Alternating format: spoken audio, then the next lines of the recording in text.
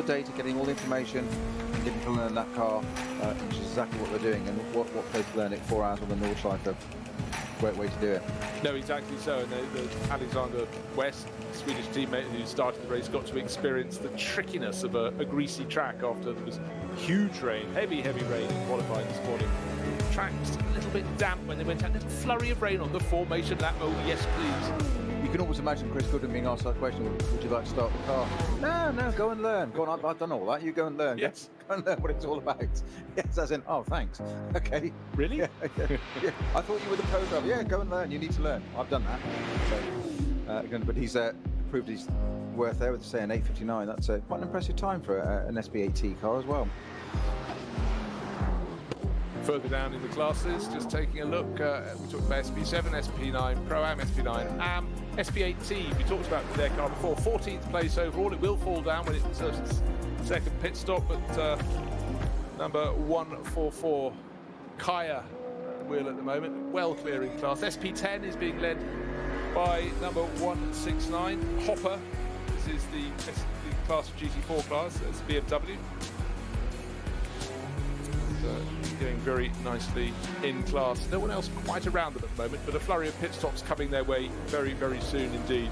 But right now, just waiting to see Steph Dusseldorf, the Rover Racing BMW, surely coming in at the end of this lap. This will be the end of lap number 13, and he was one of the majority of cars who came in after 7. So he could do another lap. He could go on. Всех приветствую, доброго времени суток. Надеюсь, меня слышно не так хреново, как в прошлый раз. Ну, уж извиняйте. Приветствую всех на Nürburgring Landstrecke серии. Гонка номер 4. Мы продолжаем вчерашний стрим. Точнее, уже даже еще сегодняшний у нас по Владивостоку. В общем, будем досматривать гонку. Четвертая гонка чемпионата Nürburgring Landstrecke Series. Напоминаю сразу тем, кто хочет посмотреть гонку без моего назойливого комментария, можете проходить на YouTube каналы Nürburgring и Nürburgring Landstrecke Series. Там, в общем-то, будете смотреть все, как говорится, без рекламы и без... Ну, вот эта реклама будет, которая вот сейчас заканчивалась. Надеюсь, меня там видно. Я на секундочку прервусь. With the run out of either tyres or fuel before the end of that lap. Right. Let's hope it's tyres, not fuel. Yes. Просто убедиться, что все работает на всякий случай, не знаю точно. Вот, не могу видеть, поэтому не вижу чата, в общем-то. Что ж, мы приближаемся к 2 часам. Вчера я посмотрел немножечко трансляцию, как она проходила. Я понял, что очень громко ребята разговаривают на моем фоне. И получается, что и меня плохо слышно, и они меня еще перебивают. Поэтому, как бы, не обессудьте, как есть, так есть. Я все-таки не профессиональный комментатор, у нас не профессиональная студия, я просто в любительском порядке, как говорится, стараюсь рекламировать данную гоночную серию всей русскоязычной аудитории.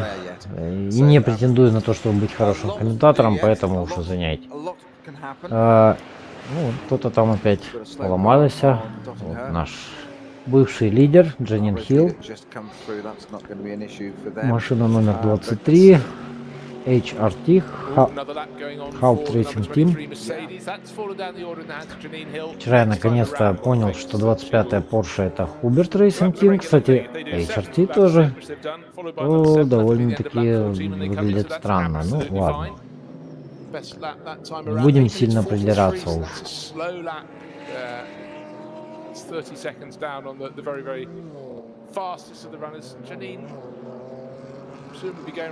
Ну, пожалуйста, Дженнин Хилл села после Фабиана Шиллера в эту машину, и все, и на полминуты, по-моему, медленнее едет. Если они про нее, конечно, разговаривают, но меня очень плохо слышно.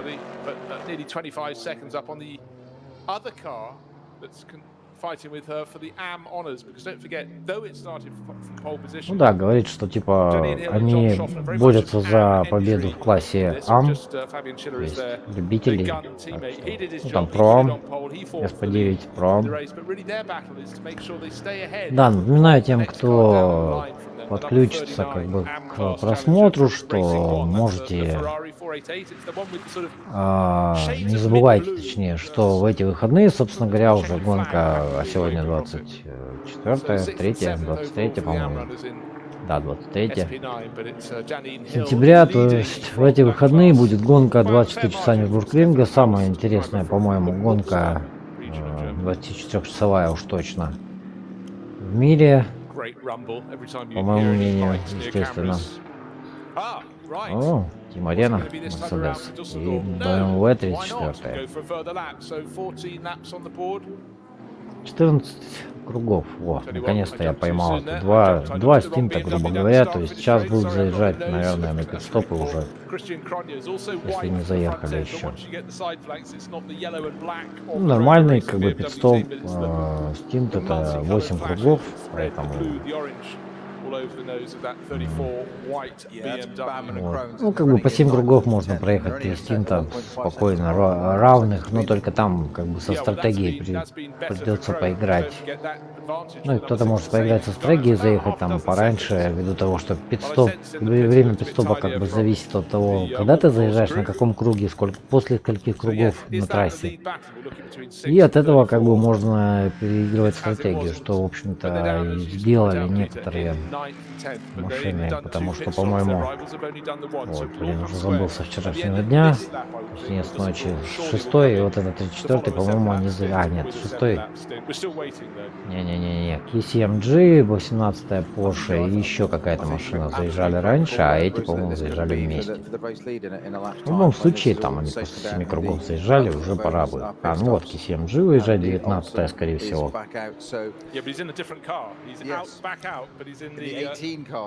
А, 18-я машина. А что они так рано заехали?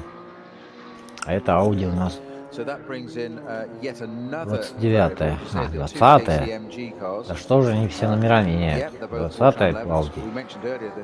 А это что за Audi? Покажите титр хоть. Audi Sport-то я вижу, это, видимо, Phoenix Team.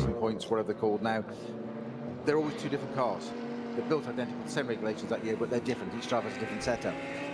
You mentioned earlier about a driver doing, say, a first and last stint in a car, that the car feels slightly different. It's got a different set of tyres, it's got a different fuel load, the weather conditions, whatever, so and so. Essentially, it's the same car. Now, they're swapping within their own team from one car to the other. So what experience you've had in that first car, and let's face it, Olsen did a fantastic stint, Dennis Olsen, in that opening bit, in that other car. He's now jumped into the team car, which might be totally different to him. It might not feel like. Что там говорят, Деннис Ольсен собирается, Деннису, не Бен, как я в прошлой трансляции говорил, пересаживаться с одной машины на другую, Porsche KCMG с 18 на 19. Ой, с 19 на 17. Это, по-моему, 36-й Falcon Horse проехал. Да, вот, пожалуйста. BMW 99-я, да, они заезжали раньше. 18-я машина и вот это 20-я Audi. А, 20-я Audi. А чья это команда, интересно? Porsche 30-я, это Пикаделли, 44-я Audi, 23-й Mercedes, 39-й Ferrari, вот это Porsche, это вот Richard и Hubert Racing Team, Team Arena Mercedes на 9-м месте, 34-й BMW на 10-м месте. Вот видите, как все поменялось, так выше они были. Ну, 3 первые машины, по-моему, 4. Переигрывали стратегию, получается. Хотя 44-ю Audi я тоже не помню, значит 5 машин. Заезжали раньше. Это было после 12 кругов. А, ну да, мы сейчас на 14-м, собственно говоря, круге. То есть, соответственно, где-то на 15-м круге, на 16-м будут заезжать все на пидстопы. То есть, может быть, даже не сейчас, чуть попозже. Пойди. He said, looking back, 2017, Team Monschau won at the end of June Oliver Keitz, Jochen Krumbach, and Jorg Weiss. Things have moved on considerably since then, but they celebrated, well, not long and hard. They celebrated hard, but not for long, because then it was discovered, unfortunately, a tyre that wasn't on the list, but they thought was on the list, had been used. And I'm sure Так, здесь у нас GTR 3.19 как раз таки. Leading the way in the GT4 class overall, SP8T is still. Кубковые Porsche 2 штуки, Mercedes AMG GT, вот она, собственно говоря, команда, которая 155-я, которая постоянно в лидерах своего класса SP10. А, это SP8T, точно. Вот видите, постоянно они. Falkenhorst BMW, Audi 50-я, тоже спам. А, это вообще АМ. Кубок 3, Porsche 718 Cayman, KTM Crossbow, 192 BMW M4 GT4. Ага, уже не первая машина, 192-я впереди всех. И Volkswagen Golf лидирует в своем классе SP3T. Это, видимо, нет, ну это не Кисяровский куб. Ой, не Кисяровский куб. Там был группа Кисяр. Steph Dusseldorp has just started his 15th lap. Hasn't dived for the pits unless the timing screen is suddenly going to tell me that is what he's up to. But right now, he appears to be continuing for one further lap. So that will be the 99 car, pitted after 7 laps, has just done 7, so he's going for an 8-lap stint. Да, вот говорят сейчас, что 99-я машина проехала, останавливалась после 7 кругов, и после еще 7 кругов они как бы 7 кругов уже проехали, и после 8, скорее всего, должны остановиться. Так, 85-я, Volkswagen Golf, да, SP3T, альтернативный G, Porsche Cayman, SP10, Porsche Cayman, SP10 BMW M4, что-то хрен разберешь их. Toyota Supra, SP10, SP8T Aston Martin. Это пойди их разбери. Кубок 5 BMW M240. Кубок 5 SP6, это Porsche Cayman GT4. Пойди их разбери. Кубок 3, Кубок 3. Кубок 5. TCR AM. Opel Astra TCR. А, тут у нее должна стоять TCR. Почему-то Купра я не вижу. Да, я не вижу. Что-то как-то я пропустил. SP3T, Seat Leon Cup Racing. BMW M3 GTR. Это еще что за машина такая? Я даже такой не видел ни разу. H4, VT2, H2. Гибрид, что ли? Кубок 3, VT3.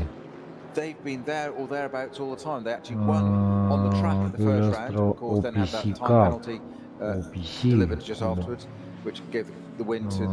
Renault Clio все в H2. В H4 это BMW 325. Volkswagen Sirocco R, VTZ вообще. Вот я говорю, классов здесь немереное количество. Пойди разберись, во-первых, но зато это интересно этим.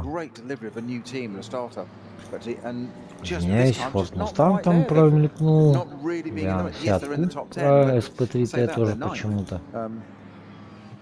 Хотя есть отдельный класс TCR, но вот есть SP3T еще.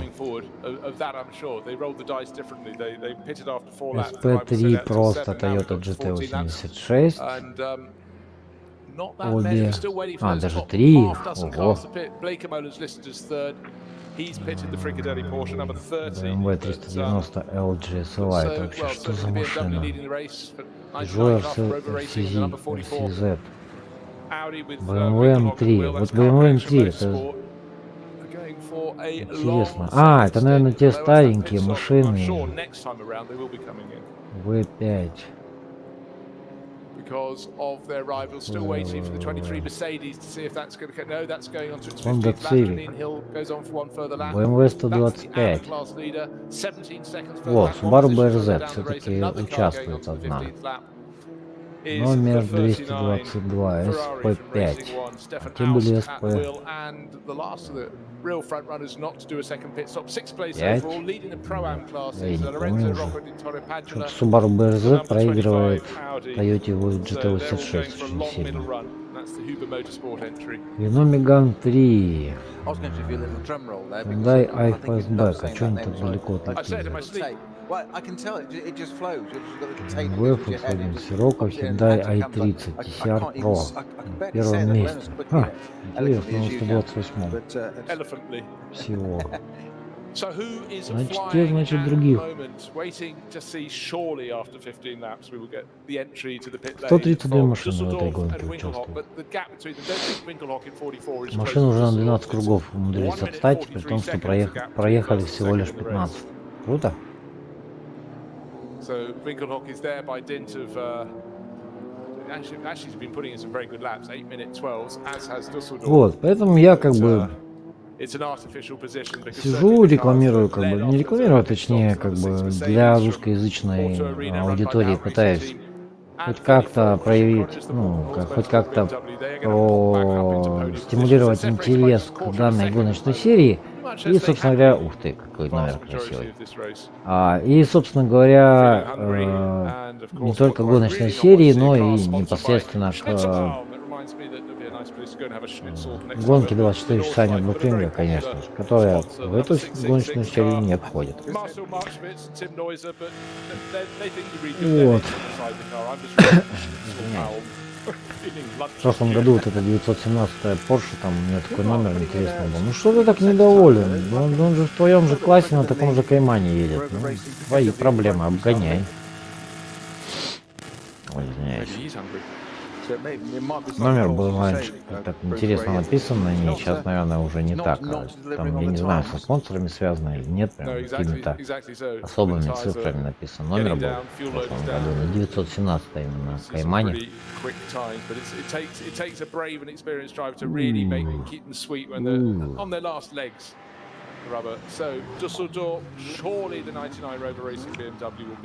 А эти все про GT3 рассказывают. Не, сейчас нормально написан номер, так что ничего необычного. Ну все, пошел на обгон. Прям бампер уперся. Давай, на торможении. Ну. Прикольно, да, мигает? То этой. О чем? Because Düsseldorf is eking it out in the Rover Racing BMW and staying out as long as he possibly can, but this will be the end of 8 laps. That's a long stint on the Nordschleife in weather that's getting warmer, track that's getting more and more grippy as the temperature Да, rises. вот говорят, что 99-я машина сейчас будет заезжать на питлейн, на питстоп. После 8 кругов Стефан Дюссельдорф перешел из...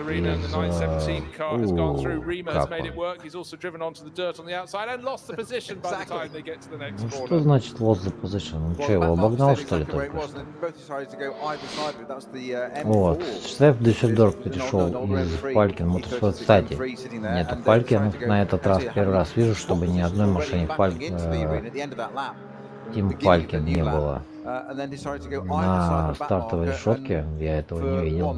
То есть, ну, гонку я, видимо, действительно не смотрел. Это, наверное, М3 была. То есть старые машины BMW могут быть М3. Вот, потому что, ну, я больше не знаю, это старая ли машина, но вот как бы старые BMW, седанчики или купе, они могут быть М3 вполне, почему нет. Но это же М, это же просто моторспорт, поэтому для гражданских версий типа, почему бы и нет.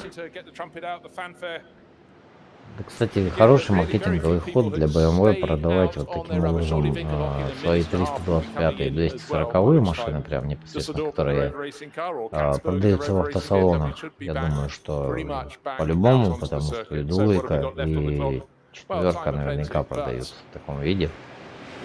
Ой, двойка и тройка продаются в таком виде, ну, соответственно, и GT4 машины, как бы М4 тоже продаются наверняка почти в таком же виде. Ну, естественно, что как бы GT3-шные машины, они совсем в другом виде на самом деле.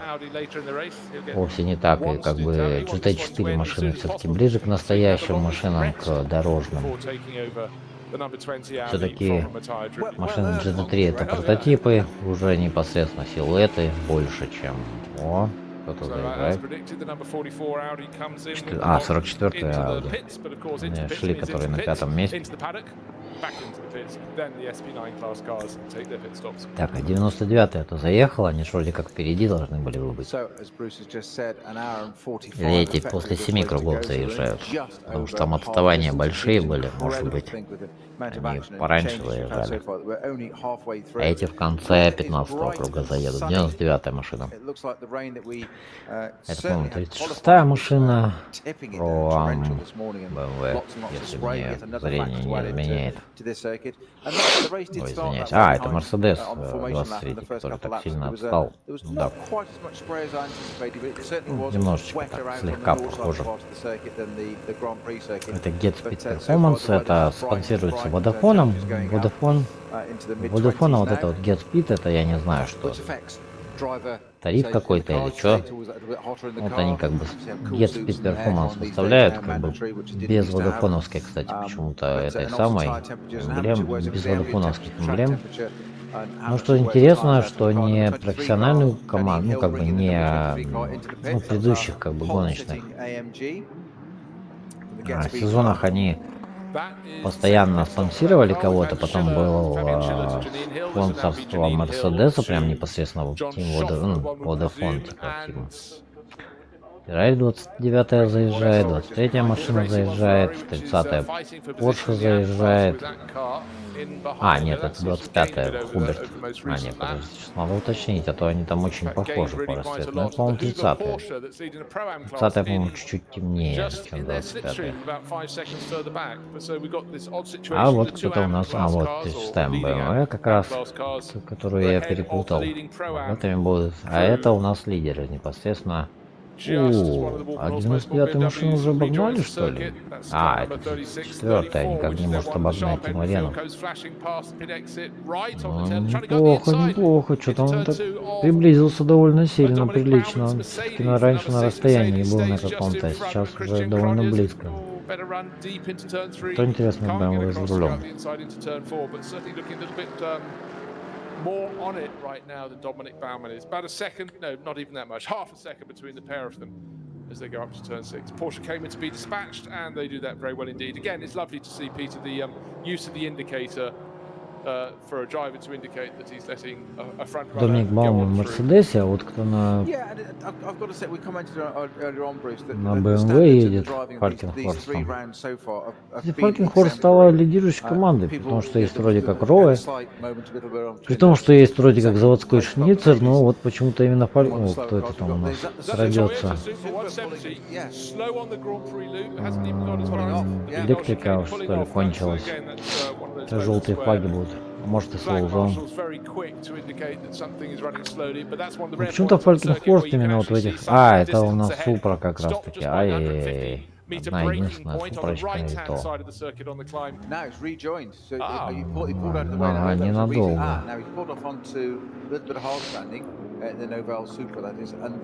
Решил спрятаться. Он поехал. Вообще.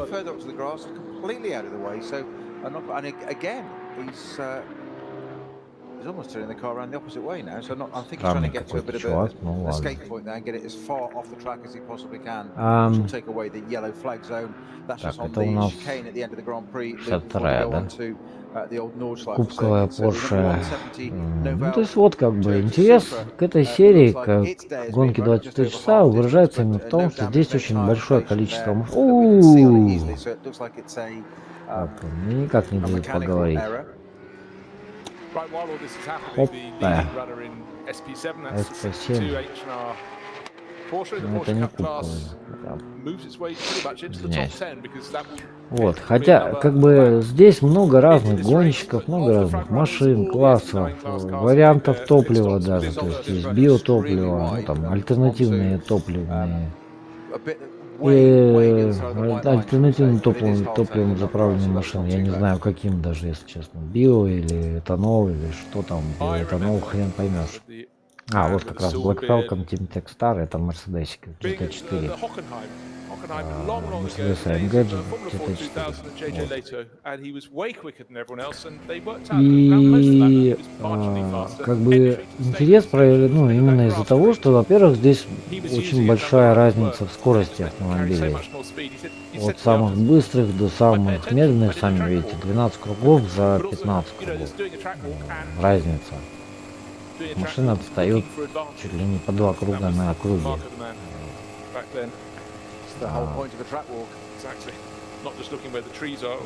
Авто, по-моему. Вот. Это, с одной стороны, как бы вроде плохо, но с другой стороны, это дает возможность наката непрофессиональным гонщикам, любителям, без особой какой-то угрозы для профессиональных команд, как бы, для профессиональных гонщиков, накатывать гонщиков прям в боевых условиях с такими же машинами на той же трассе и так далее и тому подобное. То есть на шлейфе, сами понимаете, много на гоночной машине не потренируешься. Нет, ну, безусловно, можно просто взять машину, приехать или там за проезд заплатить и прокататься. Но опять же, тебе же нужна лицензия. Рай выезжает, и вот, наверное, все-таки на Хубер больше похоже, чем на Фрикадели. Ну, Фрикадели, по-моему, что же вы не показываете ничего, а? Там есть, конечно, номер на окне, но я его чуть не увидел. Вот. Поэтому есть накат и ездят непрофессиональные гонщики, любители совсем. Вместе с любителями накатывают себе часы, накатывают себе опыт и потом переходят в классы повыше и выступают на более хорошей технике, соответственно, и как бы, если могут себе это позволить, гоняются в более старших классах. Сами понимаете, что это довольно интересно, видимо, людям. Плюс нож в шляпе, знаменитый, почему бы и нет. Вот это, по-моему, Toyota, насколько я понимаю, да? Да, это не точно. Вот, разный накат, как бы их не уравнивали, конечно, это бесполезно, сами понимаете, 12 кругов отставания за 15 кругов, это кошмар. SP8T на втором месте идут, там, по-моему, на первом месте 81, а там идет какая-то другая машина, если я не ошибаюсь. В этом же классе, нет, Supra SP10. Вот. He's going to be phenomenal again. It's only in third position now, as it stands, but I think Fabian Schiller is a car to watch. I think it won't be very long before that car's. Да, вот обсуждают ситуацию с 23-м Мерседесом, что они вроде как лидировали, а теперь вроде как пока на третьем месте, пока все пидстопы свои совершили только что. И вот как бы, я говорю, тут надо ждать до последнего пидстопа, когда уже будет понятно, кто на каком месте на последнем как бы стинте будет находиться непосредственно, и только от этого уже отталкиваясь смотреть, кто за сколько там доедет. Вот.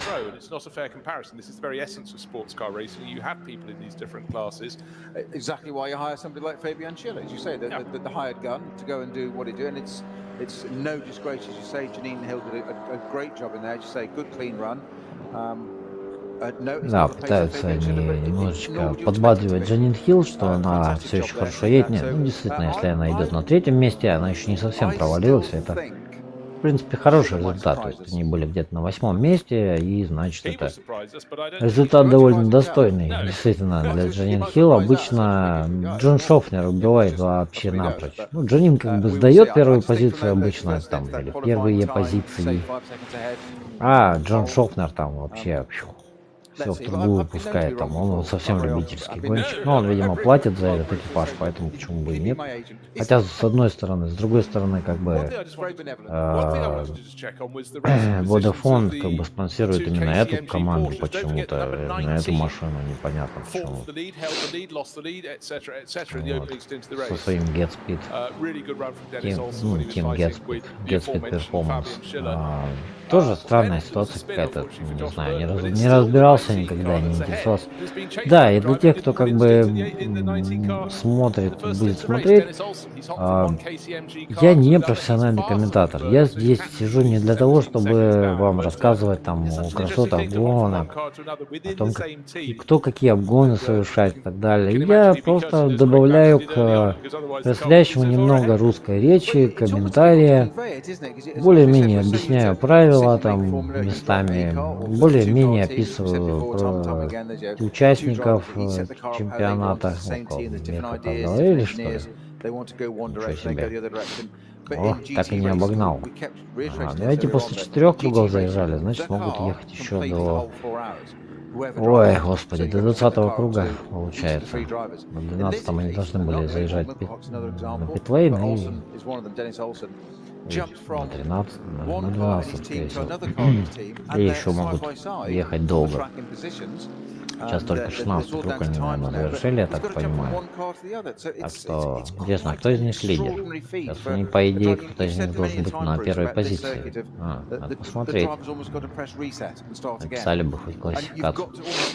Вот. И я здесь как бы рассказываю о том, в участниках некоторых, но не впадаю как бы в детали, а вот рассказываю непосредственно то, кого вижу, о чем что-то знаю и о чем мне какая-то информация в голову попала, потому что я не большой специалист, но 99-я BMW, на третьем месте действительно, все значит на первых местах, правильно. Ники Каспарк и Стеф Дюссельдорф. Ники Касбург всем знаком, конечно же, по выступлениям за Ладу в чемпионате WTCC еще тогда. А Стеф Дюссельдорф до прошлого года ездил на BMW команды Falken, что о чем я начинал говорить, что ни одной машины Falken почему-то на этой гонке нет. За прошедшие 4 года, с 2016 года, по-моему, я смотрю гонки, вот именно 24 часа Нюрбургринга, а в ЛН, наверное, с 2017 я смотрю. Вот ни разу я не видел, чтобы на гонке чемпионата не присутствовала машина Team Falken. Куда они делись? Почему именно на эту гонку не приехали? Команда вроде как базируется, я понимаю, в Германии. Ну, зато вместо них, видите, KCMG в этом чемпионате появились, плюс Hubert Racing Team, которые в 25-м Porsche ездят.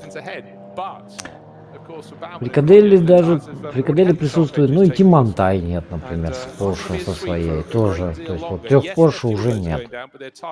Даже нет. Ну, по сравнению с прошлой гонкой, да, 3. А это не девочки? Нет, не девочки, это мальчики.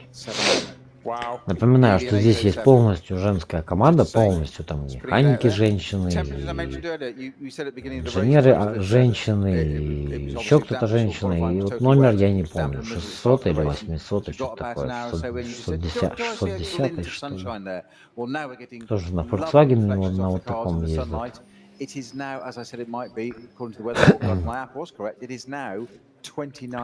Ян Шмидт Фречке.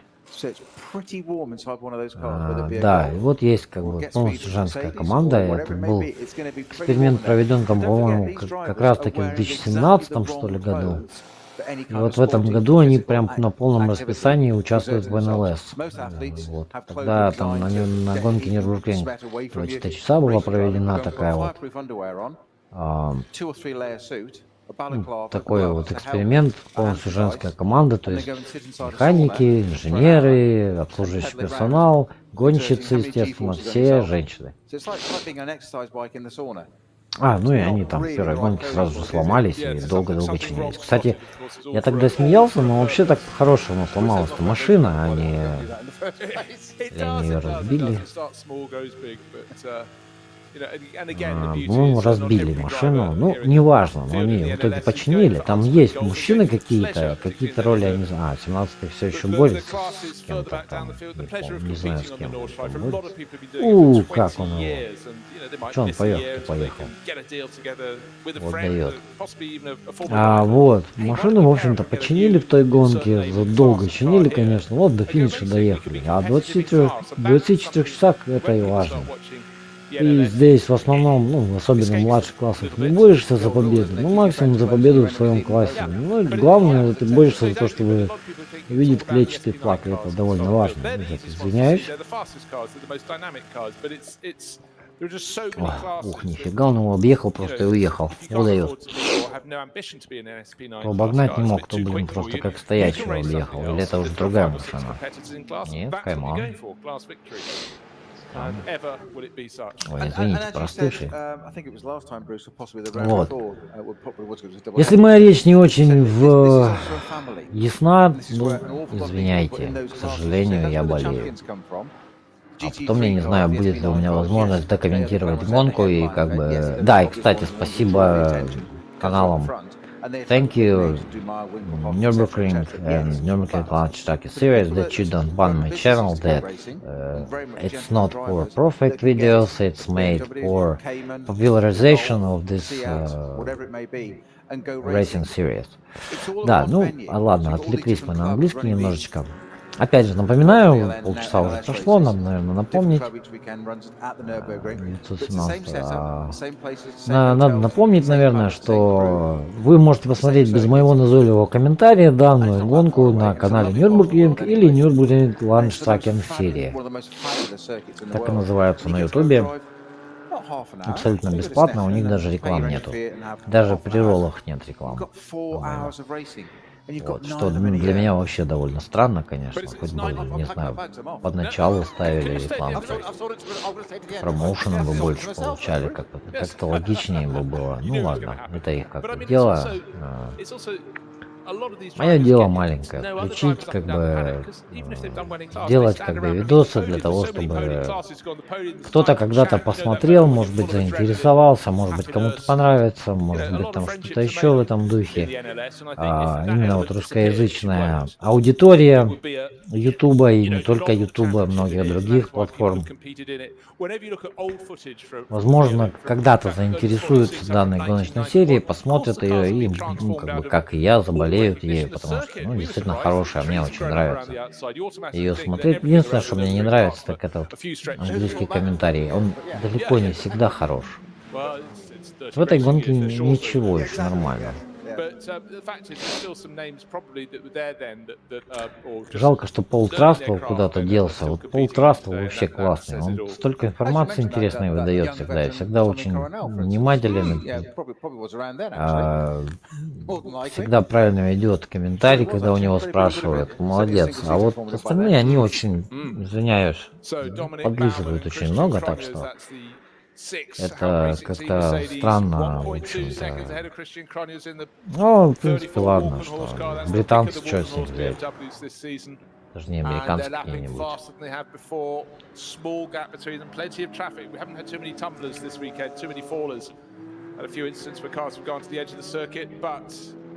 Первое, 707, 716, 701 лидер класса, как обычно. Там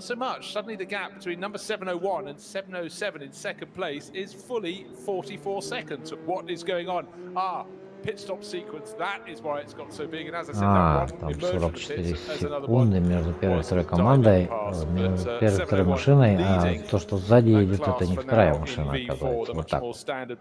Ну, Пиксум, как я рассказывал, это Пиксум Team Adrenaline, это команда, которая побеждает почти в каждом зачете, в котором она участвует. Ну, чемпионы, они же многократные.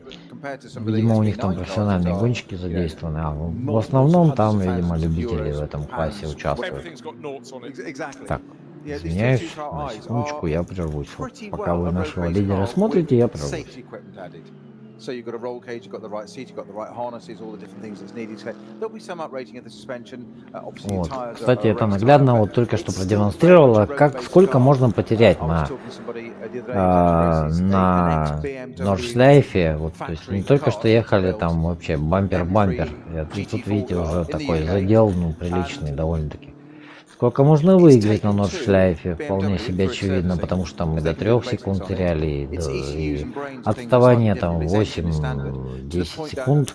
В прошлой гонке Феррари отыграла и выиграла гонку. Ой, вот так вот. Второй Мерседес, да, второй Мерседес, по-моему, второй. Мерседес в прошлом году взял, да, самоизолировался. Извиняюсь.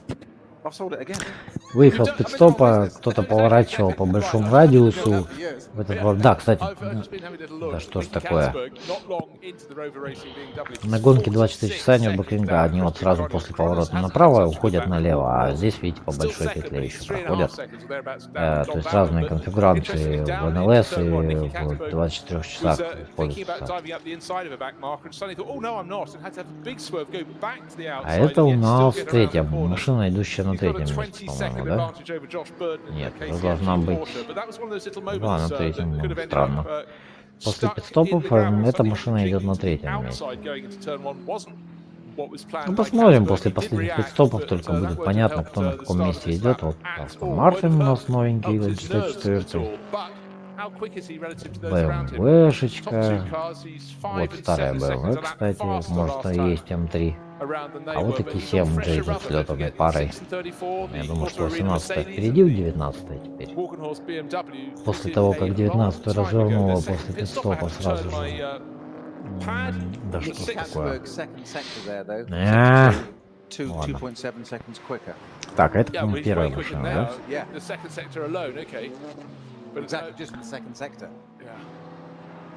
Person who's on a bit of a charge at the moment, about to change position. I know it's ninth, only to eighth. The number 30. Fricadelli Racing Team Porsche went Maxime Martin to Jeroen Bleekemolen. Now back in the Belgian hands. He is all over the tail of Milan Donche in the number 44 car collection motorsport Audi that Marcus Winkelhock handed over to him. So that's probably going to change. Я помню, там другие вроде были чуваки. Ну ладно, первый так первый, это их. So just to reiterate, cars 6 and 34, we've got 17 laps on the board, they're on 18. They pitted after lap 17 12. кругов мы прошли, еще 11 кругов, по идее, должны проехать. They're going to pay the price later in the race, but they're sitting, just to reiterate, respectively 46 and 50 seconds clear of Nicky Katzberg, who's running a more standard. Да, рассказывает о том, какое преимущество сейчас на 99-й машине у 6-й и 34-й. The Dutchman is faster than the cars ahead, but I would think they've stolen such an advantage. I will touch upon what happens when we get to the point relatively soon. We have another 15 minutes to go precisely. After which the final pit stop times can be counted. If you stop, да, через 15 минут обещают, что будут пит-стопы опять. 69 minutes before the end of the race, which is coming up soon. You have to be stationary. Your pit stop time 357 seconds. If you stop 40 minutes after that, which is unusual and unlikely. 57 секунд. Время пит-стопа 357 секунд, по-моему, если я не ошибся. То есть чем дольше ты на трассе находишься, тем больше. А сейчас с ковидным питлейном еще длиннее пит-стопы стали. Не... Раньше там в районе 4 минут максимум было, что-то 3,5 или 3,50, что-то такое. Сейчас вот 300, это 7 минут практически. BMW, their choices are remarkably limited. They'll be making their final pit stop 6. Probably a lap or two ahead of their rivals. Извиняюсь. Well, this is what you said earlier about drivers да. and their mind management. Давайте рекламу, а? То мне надо отвлечься, а я сейчас отвлекусь, как обычно, и пойдет реклама. любят они так делать. Ну, в принципе, мы только 40 минут в гонке, так что я сомневаюсь, что через 40 минут начнется реклама. Ну, вдруг.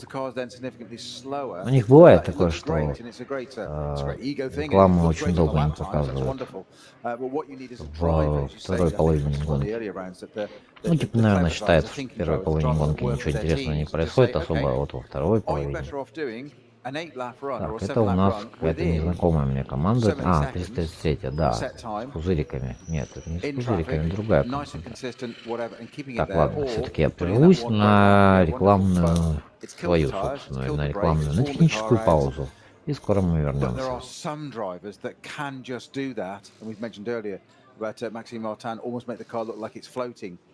They can do both. They can put that stupendous time in without wearing the tyres out as much. And not quite sure how they do it. It's no pun intended. It's a bit of a black art in terms of that's also the colour of the tyre, but it's how they do it and get the best out of them and not overstress the car. And that's when you get drivers at that level. You mentioned earlier on about drivers being on a different level. When you get a driver at that level, they know they can call upon you to do that and say, okay, we need a lap of this now. We need a lap of so-and-so time. It is. It's different ways of doing the things, and you have to have the ability to be able to choose plan A, plan B. And possibly change during a stint as well. You might go out with a certain plan in mind, and as they say, right, switch to plan B, because there's a reason for that, because another team suddenly thrown in a shorter pit stop or a longer one, they can see an advantage. And it's also then not just what you want to do, you've got to keep an eye on all the other teams around them. What do they do? And also second guessing their strategy. And if suddenly they throw in an early curveball, coming a bit early, that starts you thinking, well, what are they doing? Why are they doing that? Hang on, they're going to leapfrog us at a point later. Right, we need a quicker lap now or whatever. And it's it never stops. Well, it doesn't. But also, there's also the elements of if you suddenly have a track festooned with slow zones, and just be able to react to those. The tyre temperature drops for a little bit if it's a long run past slow zones. And but again, that's part of the challenge. Why people enjoy it. Why crews like CP Racing come over from the States they compete a fair bit in Europe. Charles Esper now at the wheel at the moment, but they're racing in the SP7 class. But again, it's to compete on this amazing circuit, take in all the variables and test yourself as how you react to changing circumstance. And it really is a channel. Where are they in their class? SP7, Esper now third in class at the moment. SP7 class. Really strong run, still by the H&R Special Faden team, running in 13th place overall. That's a very strong run. And Jochen Krumbach at the wheel at the moment, showing with Hopper and Krantz. But, you know, what you tend to see, a team that's up the front end one weekend, one race meeting, is probably going to be up the front end at the next one, because it takes planning. That car just crossing the start-finish line at the moment to put another lap on the board. But for an SP7 class car to be around the tail of the top 10 is a good, solid run. First and second, though, Dominic Baumann, Christian Cronjes, still in that order. It was 3.4 seconds at the start of the lap. It's about under half a second, I suggest, as they go through Tiergarten in through the final sweep of corners. The Mercedes jumping off the curbs. They'll be going on for further laps. Let me see, how long has this lap stint been? That's 18 laps on the board. And those two came in after 12. That's all right. 6. They could do maybe a couple more laps. Could come in after 7. I think they'd go for 8, though. They're going to take the pain in this stint. They want this stint to be as long as can be, because don't forget, they pitted after only 4 laps. And even at this point in the race, trying to change positions. Cronjes dives up the inside into turn 2. Not quite enough space. He left turn 1, went to the right-hand side of the track, then cut across the left, trying to catch Dominic Baumann. Unawares, very nearly worked, but Baumann suddenly saw it move gently across in front, and the BMW driver had to come off the power. In fact, it's advantage Baumann. Not only has he kept his lead going out of the Mercedes arena, his Mercedes is not only just a little bit further up the track, there was a car between them too. That has been dispatched, but again, that was Cronjes saying, I'm here, I could attack you at any moment. Didn't quite work, but certainly well worth doing. 0.289 of a second between them when they cross the start-finish line. Now you say Christian Cronjes absolutely monstering Dominic Baumann. Ну и мы возвращаемся, еще раз приветствую вас. На 4-й гонке чемпионата NLS, и вы видите, опять у нас лидеры сблизились друг с другом, но им уже скоро на пит-стоп, 17 кругов по 17 кругов, значит уже 2 круга остается им до пит-стопа. по логике вещей. 2 круга до пит-стопа, это как раз где-то 16 минут, и им останется ровно час до финиша гонки. Там они уже как бы... Ну, опять же, не у них, скорее всего, будут последние пит-стопы, а последний пит-стоп будут тех, кто за ними едет. И мы посмотрим тогда, кто как бы выйдет первым, и, соответственно, будем смотреть, кто на самом деле будет лидировать в гонке. Очень будет интересно посмотреть. Нам снова показывают Mercedes GT4. Тим Текстер 155 номер. Одни из лидеров своего класса всегда. По-моему, SP10. А может SP8T. Я смотрел и уже забыл. SP8T, скорее всего. Я, честно говоря, не знаю, в чем разница между SP10 и SP8T. Может, в SP10 не турбированные GT4 выступают, а в SP10 SP8T как бы турбированные, ну, может и так, конечно, ну, Кайман там опять же.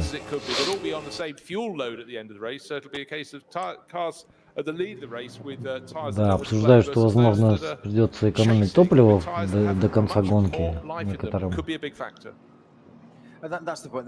All drivers have this eternal search for grip at the end of the day, and it's the tyres that make all the difference. And that you say new tyres, old tyres, and it's quite hard to convey. Говорят, что резина делает большую разницу, но на самом деле я не знаю, никогда в жизни не замечал, чтобы резина делала хоть какую-то разницу здесь на веб-сайте.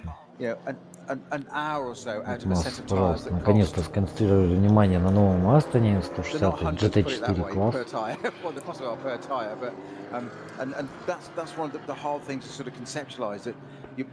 SP8T, пожалуйста, и третий в своем классе. Вест и Гудвин.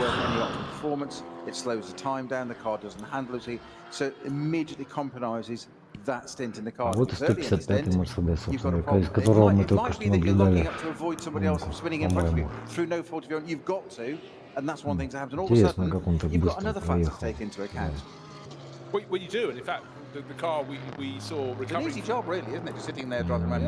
Неужели два GT4 Мерседеса? Josh Burton then really bailed out of that stint as early as he could because the tyres were clearly compromised. His performance dropped away, but he didn't want to do too short a stint. Вот обсуждают, что у 19-го Porsche Q7G действительно немножечко хуже становится темп. Uber Racing Team, наверное, или Прикадели. Вот у них похожие рассказки, я их уже различить не могу. Кстати, они, по-моему, обогнали Феррари. А, нет, они были впереди Феррари. Правильно. Ну-ка, это два... Да что ж такое, не вижу. 25-й, да, это Hubert Racing Team.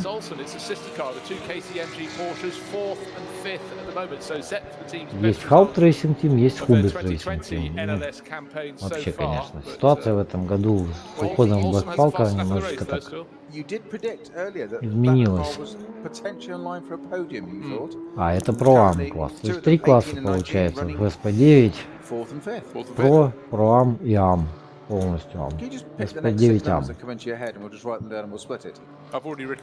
Я раньше этого не замечал. 4.44 отставания. Ну, как бы если на питлейне потеряют минуты 2-3 лидеры, могут чуть-чуть...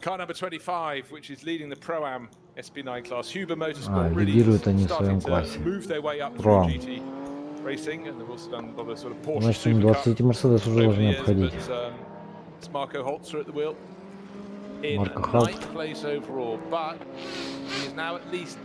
Гонщиков я просмотрел, смотрел на другое.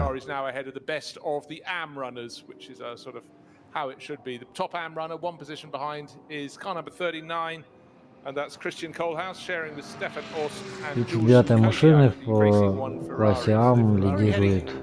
They took overall victory last time around, had it taken away, but a class win this weekend will put a bit of a smile back on the face. Вот что-то уже переводить даже начал немножечко, потому что самого, если честно, нет, я могу еще много чего рассказывать, но как бы мне кажется, что, ну, как бы с переводом у меня будут проблемы, потому что я, соответственно, не слышу того, что...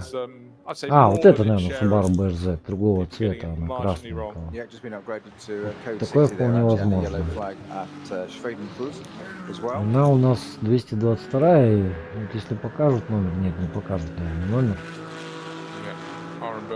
Кайманчик. Tricky, much tighter right-hander than the drivers realize. They're arriving at fair speed. The long run. Еще кайманчик. When you've А let это, it наверное, back, наш лидер up through 966, да?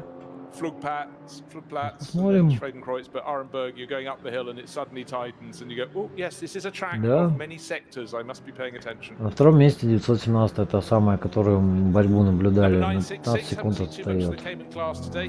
15 seconds to the good over 917. 917 is making its way Ну, forward. опять but же, it's Team Maffel 917 довольно racing. быстро, ну, хорошо шли по трассе, посмотрим, как у них будет к концу стинта, конечно, ну, посмотрим.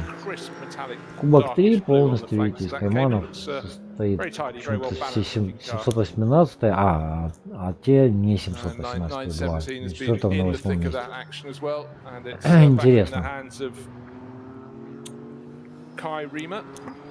Я думаю, что это просто так не вмещается что-то там у них. Каким-то образом. 959, 955, 49. Ну, на самом деле их там не так много в классе, чтобы они все на решетку не поместились. Ну, кстати, меньше стало машин, 141 машина выходила на старт в предыдущих гонках, и вот я говорю, то есть не хватает Монтай Порше, двух Фалькин Порше не хватает, Мерседеса номер 2 не хватает. Мерседеса номер 16 тоже нету почему-то. Ну, скорее всего, это то, что накладывался этот этап на какой-то другой этап Бланпа GT, ну, то, что было раньше Бланпа GT. Вот, возможно, там и Марчелло едет, и Гёц, и еще кто-то там из таких, из прям заводских. О, ремонт. Almost just approaching three-quarter distance. It's at the top of the timesheet. Это ремонтируют. Right, the real question is how soon these pit stops will be coming. Can Cronjes and Baumann squeak another lap to make their stint work the right way? We're going to have a change of position very soon indeed. We've had to change position, in fact, because Cronjes has just moved ahead. So getting to the sharp end of the race now, and that battle is swinging one way then the other. In fact, this has been a race with far more overtaking at the front between two different batches of cars at different points in the race. So it goes to prove you can pass on the Nürburgring Nordschleife. And today the drivers are earning their keep. They started in the wet, they've gone to dry. Fabulous conditions. It's getting very hot on board their cars for this, the final hour, and we're ready for the final flurry of pit stops starting. Да, мы готовимся к последним пидстопам, и там уже будет понятно, ну не сейчас будет прям понятно, где-то за 4 круга до финиша будет, может там как-то там переиграет, да, больше на пиксом. Мартин заехал. Ну, я так наблюдаю немножко, пытаюсь прислушиваться, что говорят, поэтому немножко подвисаю. Так что уж извиняйте.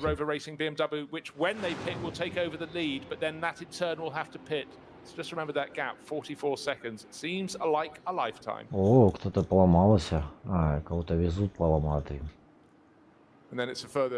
Да, гонка не останавливается в случае каких-то инцидентов. Извиняюсь. Если только на какой-то прям вообще катастрофа не случается с погодой, то гонка не останавливается и продолжается в любых условиях, там, какие бы аварии не случались.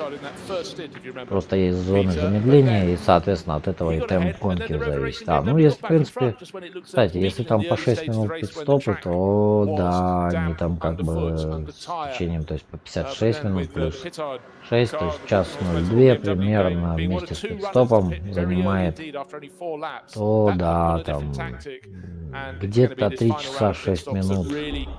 Ну, вот у нас реклама, и я тоже подал-уберусь. Die gefährlichste Rennstrecke der Welt. Der kleinste Fehler wird sofort bestraft. Denn nur wer auf Qualität setzt, kann das Rennen gewinnen. AR-Spezialfedern. Das Fahrwerk.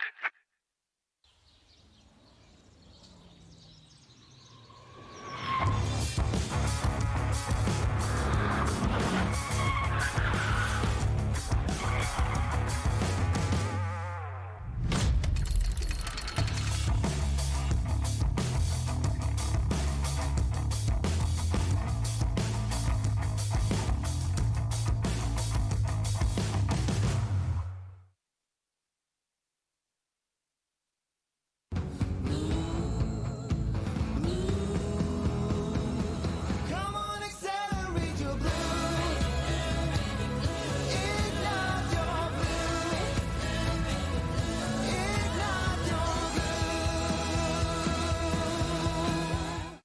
tires.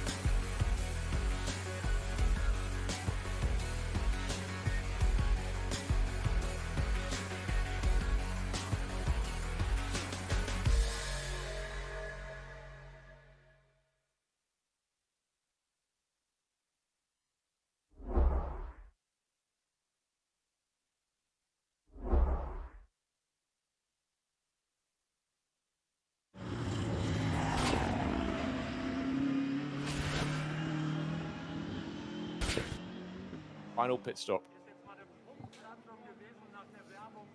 Chasing though, Nicky Katzberg. Anyone walks into the room now, walks the side of the circuit, they go 44 seconds down. He hasn't a hope. Возвращаемся мы. Четвертая гонка чемпионата NLS. Напоминаю всем постоянно, вдруг кто-то новый будет пришедший, вновь пришедший. Четвертая гонка, чемпионат Nürburgring Кланштракен Series. Вы можете посмотреть эти гонки без моего назойливого комментария на каналах Nürburgring и Nürburgring Кланштракен Series. Вот. Близки мы с немецким комментарием. Я надеюсь, это не у меня глючит, а у них. Нет, это вообще не глючит. Ну ладно, хорошо. А, это вот что-то у него болтает. Я думал, это пиксели какие-то у меня уже пошли. Не. Какая-то веревка. Обсуждают, что уже ожидают пит-стопов сейчас последних. Собственно говоря, мы приближаемся к последнему часу. Я двухчасовыми отрезками предпочитаю комментировать, потому что дольше я просто не высижу.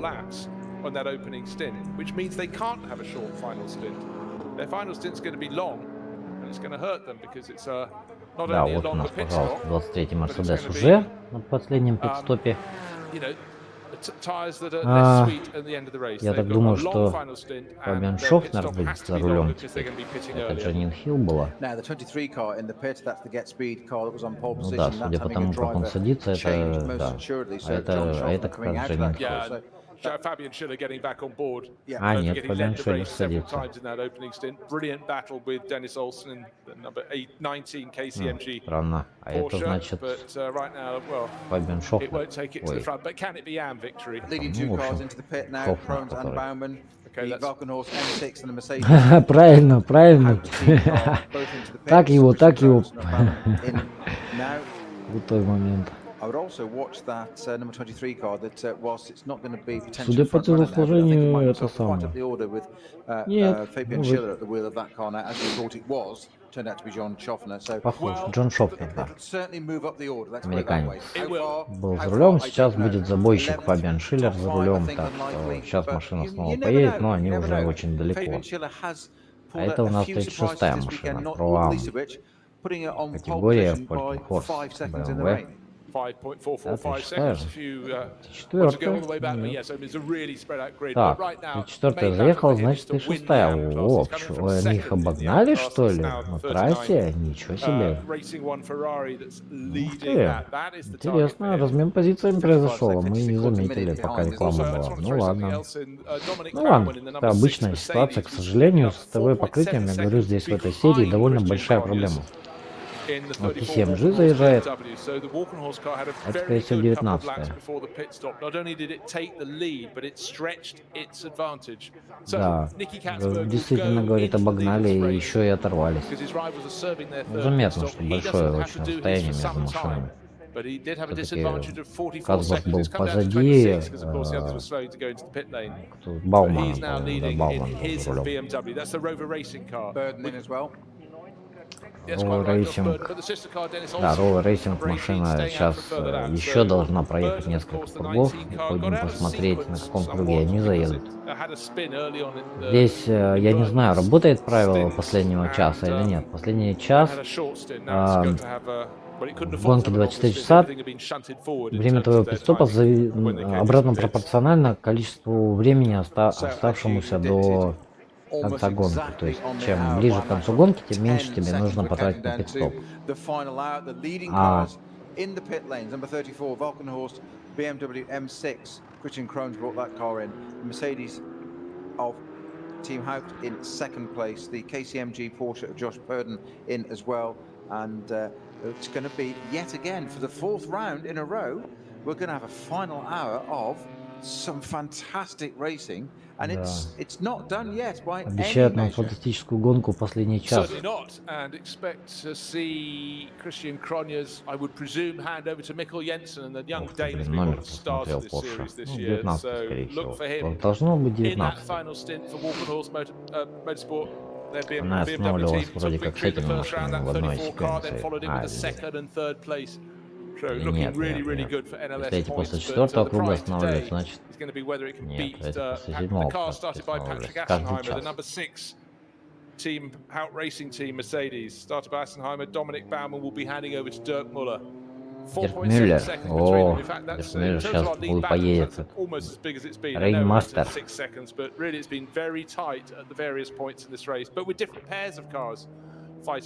Сколько машин на последний стоп заезжает прям хором. Ну не факт, что 6-я и 34-я будут на лидирующих позициях после того, как последние машины свои пит-стопы совершат. А они могут совершить свои пит-стопы где-то за 4 круга до финиша. Им придется ехать полный стинт, 56 минут, грубо говоря. Вот, то есть здесь довольно-таки, как я посчитал, правильно, ну я вроде как посчитал с пит-стопами, что 56 минут, грубо говоря, стинт у тебя, да, и первый просто круг у тебя еще 8 минут съедает. И ты заезжаешь в итоге не через 3.06, а через 2.58. На последний пит-стоп, соответственно, у тебя там 6 минут пит-стоп и 56 минут должно остаться. А вот здесь вот получается, что как бы 2 минуты по идее должны быть. Если они будут ехать в ритме 8.0, то они проедут больше 28 кругов. Ну вот, теперь поближе чуть-чуть. Посмотрим, как Дирк Мюллер сейчас будет с Дюссельдорфом гоняться, если, конечно, Дюссельдорф за рулем. О, Мюллер сразу хорошо прям вообще приближаться начал. Посмотрим. Тоже выиграет. Тим Арена Мерседес, напоминаю, вот именно шестой номер машины выиграл в прошлом году 3 гонки. Просто сенсационно как-то. Вот такого, чтобы каждый, ну как бы 3 гонки подряд какая-то машина выиграла одна. Такого не было. Вот сколько я смотрю, там даже 2 гонки подряд, по-моему, одна машина ни разу не выиграла. Ну, за это не ручаюсь, но чтобы там почти каждый раз новый победитель. А тут 3 гонки подряд в прошлом году, там то ли последний, то ли предпоследние 3 гонки выиграла вот эта вот машина 6-я. Ну не вот это именно, но как бы номер 6 машина, экипаж. Как раз там был и, по-моему, Доминик Бауман, и вот, блин, опять забыл второго гонщика, ну ладно. Well, I just, as they came out of the pit lane, or even down the pit lane, I know that the areas where they stop for their pit stop are apart. You can't always gauge. It's a very long head-on shot. But I thought, посмотрим, хватит ли им топлива, хватит ли им времени. Ну, вообще проходятся круги за 8 где-то, ну, пускай 15, 8-20. Ну, не за 8 ровно прям, по-моему, круги проходятся, ну, точно я не скажу. Посмотрим. Ну, вообще, как бы нормальный круг, тут 8.03, 8.06, 8.10. Но все равно, ну, как бы если 8.10 круги проходить, то тогда, да, ты как раз укладываешься примерно там. Не совсем точно. 8.20 надо круги проходить примерно.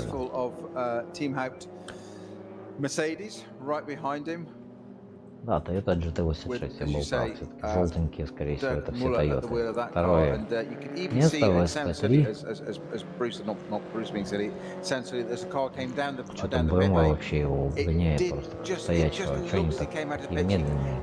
225-я, причем BMW, это не какая-то там 240-я. Ну, видимо, все-таки это 325-й подготовленный для гонок. Чуть получше, чем GT86. Ну, ладно. Зачем нам ее показывать, так я не понимаю. Мы прекрасно ее видели много раз уже.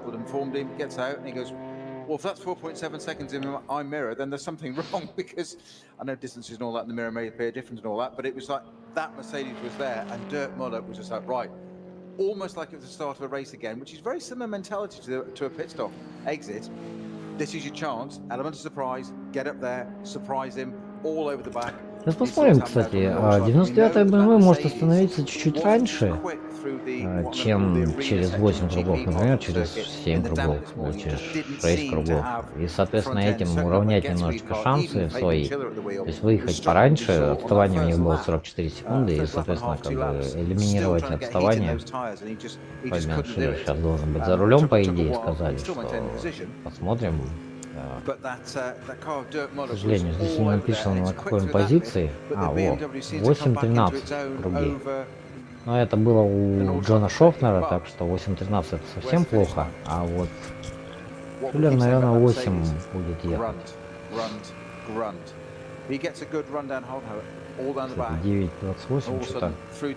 А, ну да, там до пересечения, типа 9.28 он проехал, а вот видите, сейчас круг он едет и 10 копейками еще, пока он доедет еще. Ну вот, собственно говоря, 99-я машина едет. А вот и Фабиан Шиллер, он уже довольно близко, вы знаете, но не так далеко, по крайней мере. Ну, посмотрим, может быть, что-то удастся с Шиллеру наконец-то из этой гонки выжить. Обычно топят его любители, но, может быть, в этот раз ему что-то улыбнется. Хорошо идет. Вообще, молодец, как бы, гоняется очень хороший гонщик. Жалко, что он в полулюбительской команде. Христодулу там гоняется в профессиональной команде. Ну, посмотрим сейчас. 99-й еще предстоит пит-стоп, а они уже вот-вот-вот буквально... А, ну, может, они только на круг, единственное, что разница. Ну, я что-то не знаю даже. He's got another lap to go, so there's going to be another 2 seconds. If he comes in at the end of the next lap, in my prediction, that's going to give him 310 seconds as opposed to 339 seconds. Okay, 29 seconds. Remember before they came in for their pit stops, Call it 30 seconds. They were 45 seconds to the good. So it should be enough, almost whatever he does. But the longer that Katzberg can stay out, the less time he'll be having in the pit lane. So if he can nurse this third set of tires, да, правильно говорит. Чем дольше он остается, тем меньше будет времени на пит-стопе. Последний час. Can he do another lap after this one? That could make all the difference. Да, вопрос в том, сможет ли он. А я что-то не понял, они что, на круг отстают или как? Ну, блин, классификацию показали хоть? Или он реально вот за ним едет? Интересно. Потому что на трассе они как бы друг за другом едут. А как это, ну, как бы в гонке? Ну, вот они, как бы, BMW и Mercedes, да? Или нет? Who is lapping fast? What we've got is a bunch of cars getting to the end of their tire life, so their lap performance is falling away. We've got two cars having gone on to their final set of rubber. They have got to really make it work. Вопрос как бы в том, как бы, сколько нужно ждать последних пит-стопов. Последние пит-стопы еще не совершены, то есть не все еще заехали на последний свой пит-стоп из лидеров. Ну, как бы, машины, которые на 12 кругов стоят, сами понимаете, там, 12, не столь важны в уравнении, сколько вот как бы лидерские машины, они важны как бы. Вот хотел бы посмотреть сейчас, на каком месте 23-й, собственно говоря, коллектив. Потому что Джон Шофнер мог спокойно утопить команду на круг.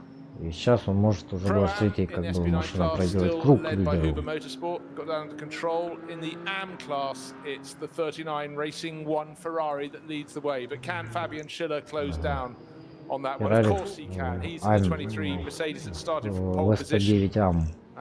лидирует. Интересно. На прошлой гонке Феррари выиграла, а в этой гонке только машина АМ присутствует, то есть любительская, а профессиональной нету. Always the domain of the KTM crossbows or expos, as some people call them, and it's at the moment your Griezmann who's leading the way in that class. Будем посмотреть, как бы описывают нам победить лидеров классов. 25-е, 530-е. В каком они месте идут сейчас? Фрикадели Порше, это там где Сабина Шмидц. Я так понимаю, одна то ли из руководителей команды сейчас, то ли работает в команде прямо непосредственно. Ну, гоняется, конечно же, постоянно на 30. Первой, по-моему, машине она всегда гоняется. Audi RS3, LMS, без понятия, почему она LMS.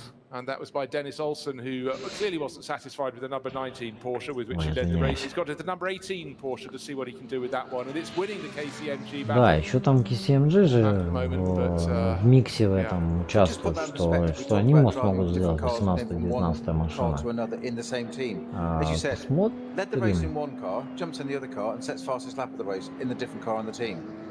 Посмотрим. Денис Ольсон рассказывает, что ехал в 19-й машине, потом пересел в 18-ю и установил на ней быстрейший круг в гонке. Так, это 6-я машина, я так представляю. Да, судя по тому, что никого рядом нет. А нет. 4-й, смотрите, как оторвался. Хорошо прям. Интересно, за рулем. Он Кэтсбург или Дюссельдорф?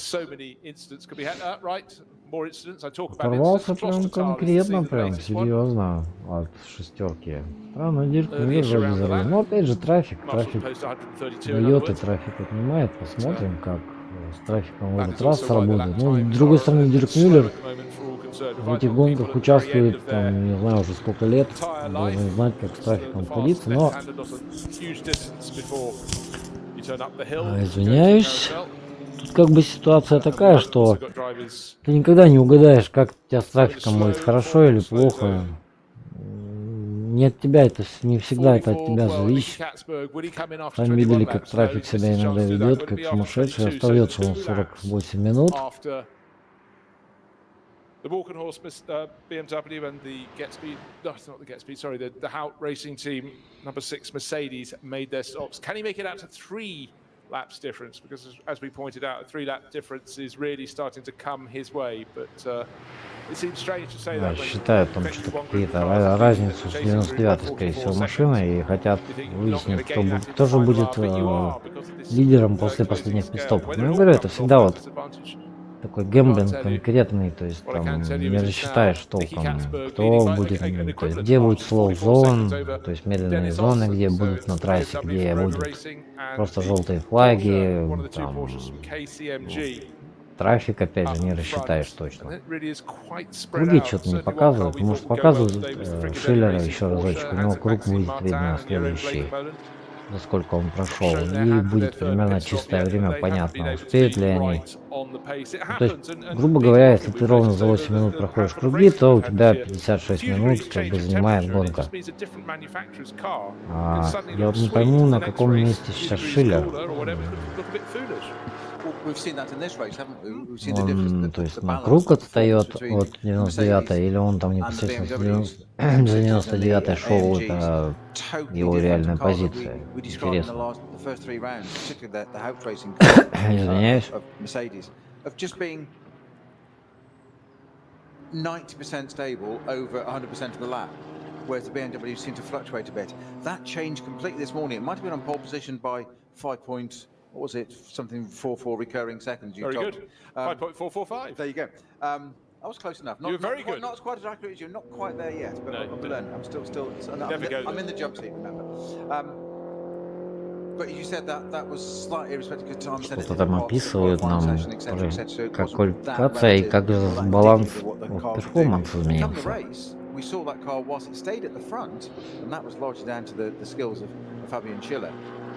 He was struggling. We watched him on those opening laps whilst it was largely dry, but the damp patches, he was still weaving, which is unsurprising. Comes again, Dottingerhoe, and that towards the end of the lap, he was still weaving to get heat into the front tires of that car. Ну да, одна остановилась, вторая не остановилась, да, возможно, они после пидстопов снова вместе. А, это MT7 же, это кубковая Porsche, извиняюсь. Ну, блин, зрение плохое, менеджер ничего не поделать. Вот, еще раз напоминаю, мы смотрим гонку NLS номер 4, чемпионат NLS Nürburgring Clash Tracking Сирия. Вы можете посмотреть эти гонки без моего назойливого комментария. Кстати, вот здесь наш лидер, бывший, или сейчас лидер, 99-я машина. 23-я машина Фабиана Шиллера, и мне бы интересно было знать, все-таки это они реально так или на круг такая разница. Можете посмотреть эти гонки без моего назойливого комментария на канале Nürburgring Clash Tracking Сирия на ютубе или на канале Nürburgring на ютубе. Правда, с английским и немецким комментариями. 22 круга мы прошли, и еще нам 6 кругов нужно пройти, а 6 кругов это 48 минут все-таки. Значит, мы, скорее всего, выложимся. Ну, в принципе, еще что зависит не от него еще, да.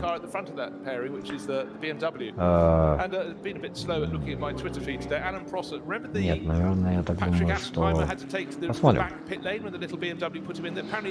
Эту гонку я не видел, так что я ничего не могу сказать. Интересно, вот Фабиан Шиллер на каком месте? Он что, на круг отстает от лидера, получается? Джон Шофтер его настолько утопил, офигеть можно. Он так никого, конечно, не догонит.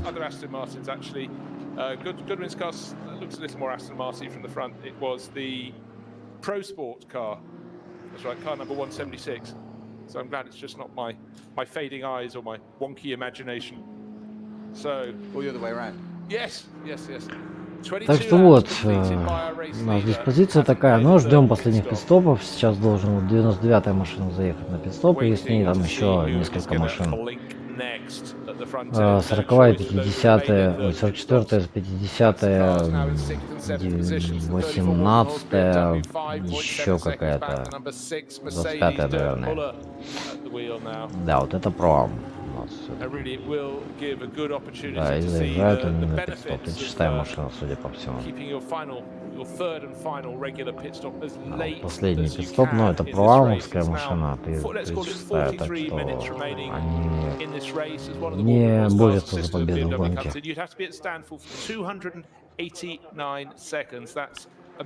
285 секунд. Пит-стоп сейчас будет, займет у них. Если там нам говорили 360, ой, 357, то тут вот 285, то есть разница почти 100 секунд, а это минута 40 все-таки. Ну, там поменьше, полторы минуты где-то. Так что вот, интересно тоже тут стратегия с пит-стопами всегда интересно. О, Audi GT4. Их показывают в каждой гонке, но крайне редко. Спонсируются гики, тем же спонсором спонсируются девочки. ВСП 8 они. Ой, это вообще какой-то 8 даже класс. Хотя вроде GT4 странно. Может, старые просто машины.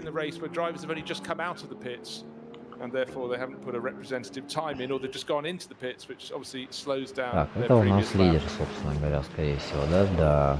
И вот он был, и вот он, Дирк Мюллер. Ну так же держится, не отстает хотя бы. Вот он на круге именно вот отстал как-то очень сильно на одном. На круге выезда из бокса. Посмотрим, как он сможет отыграть это отставание или нет. Мерседес почти в каждой гонке на лидерских позициях. Ну, пожалуйста, смотрите, видите, просто его притормозили две сяровские машины. Вот он и потерял уже, даже не выезжая на шлейфе, уже потерял время немножечко. Ну, если, конечно, Мюллер сам не потеряет время с этими машинами. Но, судя по всему, одно объезжает. Этим и интересен, в общем-то, и серия сама, и... Йенсен, Кронис, так, Йенсен. Это они ж... да, Дюссельдорф на 99-й машине, извиняюсь. Адам Йенсен. Нет, не Адам. Адам Йенсен-то из другой игры, извиняюсь. Вот. Так. 7 кругов 42, а они уже поехали, собственно говоря, 2 круга. 7 кругов 42, то есть впереди еще у нас все равно 7 кругов. Нет, не 7.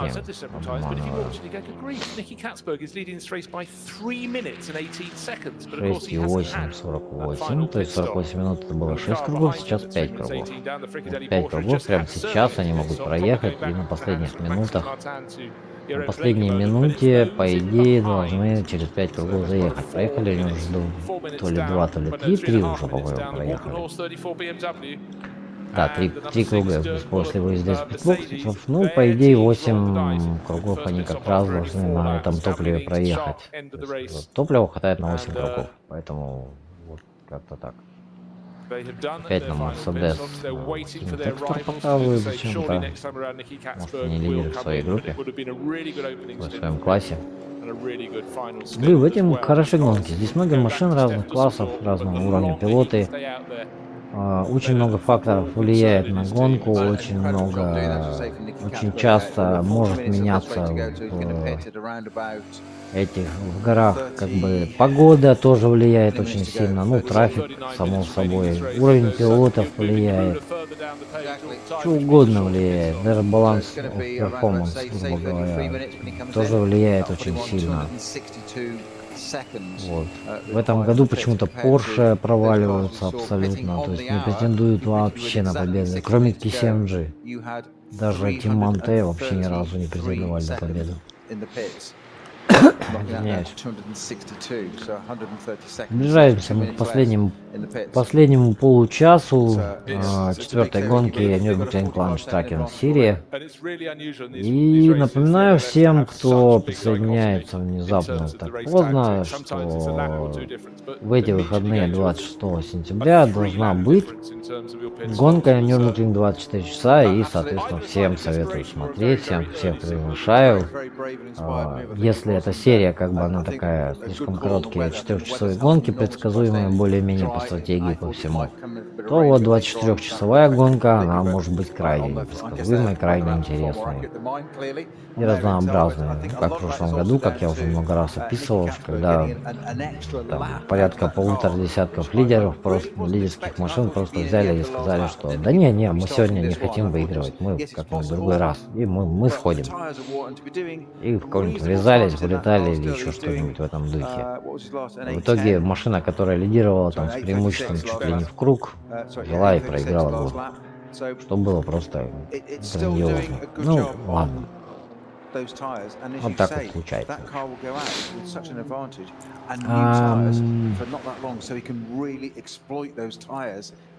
Да, не все еще о преимуществе резины говорят, что Intervention Vehicle, X-Team Adrenaline, 325 BMW, вот сейчас, по-моему, он будет вылетать. Нет, не сейчас. Нет, не сейчас. Вообще был такой, да, какой-то вот эпизод, когда, или вот в этом вот,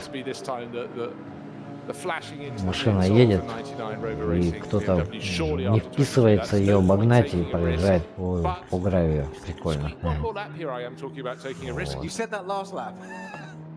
Ты говорил это последний на том круге.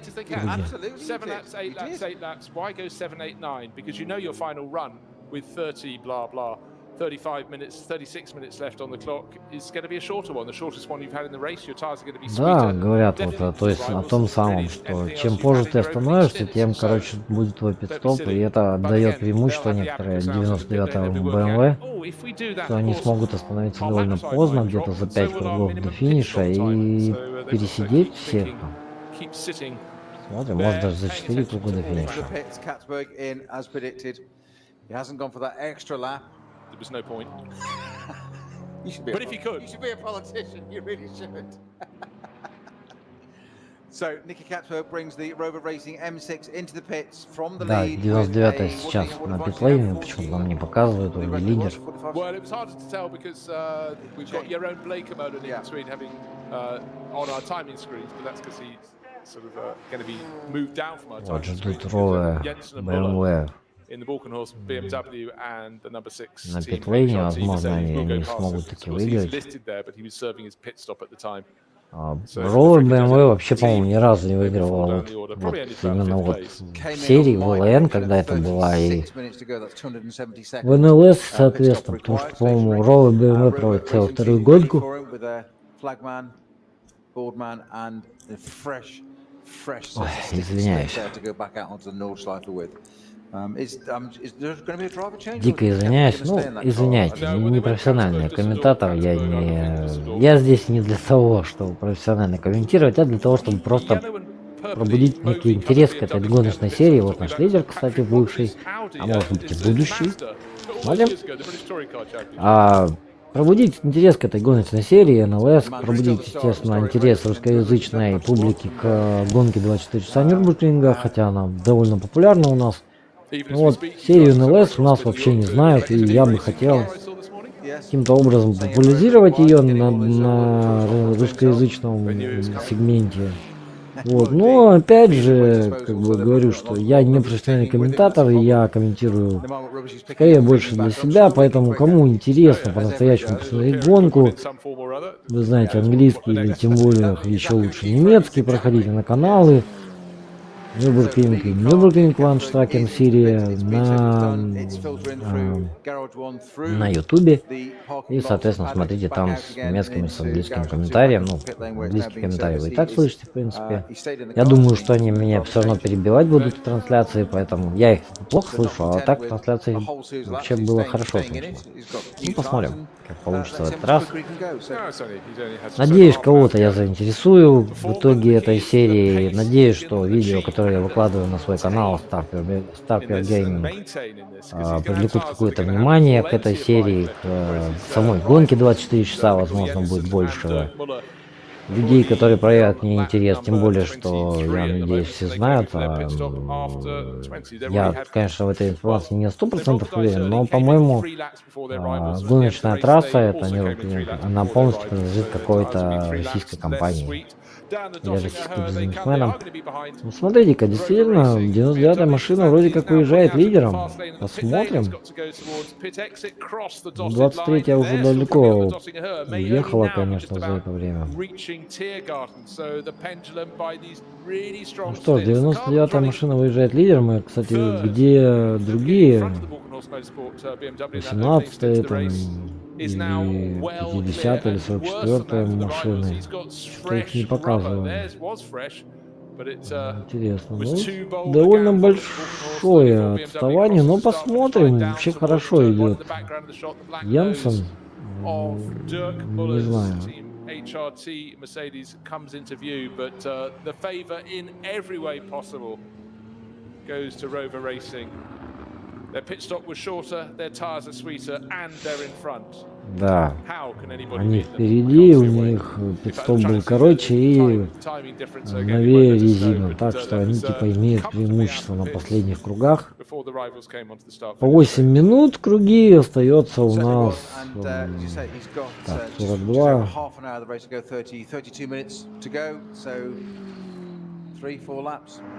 48, 40 и 32.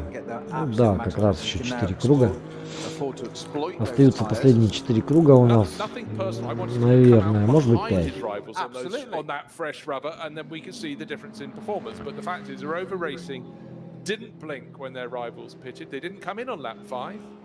A lap after their rivals pitted on lap 4. They didn't come in on lap 6, but they stuck to their original format. They did a 7-lap stint, an 8-lap stint, an 8-lap stint, and now they got this blast at the finish, and they're in front of the race. So, да, описывают там стратегию по пит-стопам. Это у нас... это кубковая прошлая. А, это KCMG, да? Ну да, прилично, 19-я машина уже отстает. Это как раз Денис Ольсен. Должен быть... А, нет, Денис Ольсен 18-я машина должен быть. Здесь я не знаю, кто. Либерати? Не, Либерати.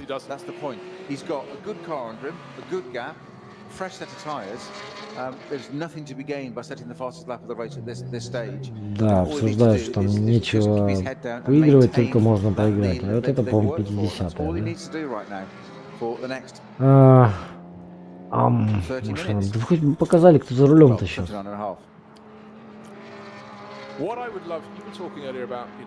Weather apps and investing in tires is also good for a racing team, but at the Nordschleife, if you're not investing in a really good weather app, then you could come a cropper, and you'd have to presume that something that Walk and Horse Motorsport had on their app and something that Team HRT, don't forget a team that's based across the road from the circuit, had caused them to come in after 4 laps. Что-то они там про погоду размышляют, хотя погода была вся прекрасная.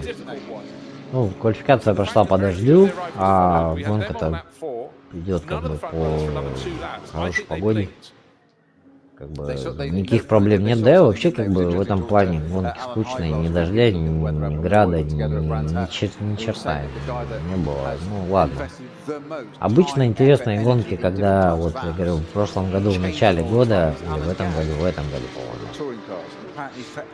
В этом году первые 2 гонки были, что там в марте, первая гонка что-то там какой-то ад творился, а во второй гонке, вторую гонку просто взяли, отменили, потому что снег пошел. Ну, вообще классно. Вот в этом плане вот разнообразие именно весенне-осенних гонок было бы намного интереснее. Зачем было переносить... нет, фрикадели. Я думаю, вот очень похоже. Хубер Тим и фрикадели, но фрикадели чуть покраснее все-таки. Вот. Разнообразие весенне-осенних гонок этим хорошо, что там может пойти град, снег, дождь, туман, да что угодно может там случиться, а может быть солнце. Летом никаких гарантий, что будет хоть там, не знаю, хоть капля дождя упадет. ну, вообще нету. Хоть там и очень дождливое лето сейчас, как бы в это время, ну, в наше время современное, но все-таки летом погода почему-то более стабильная. Это у нас 44-я как раз машина, ни разу еще ее не показывали. Интересно, кто ее выставляет? Феникс или...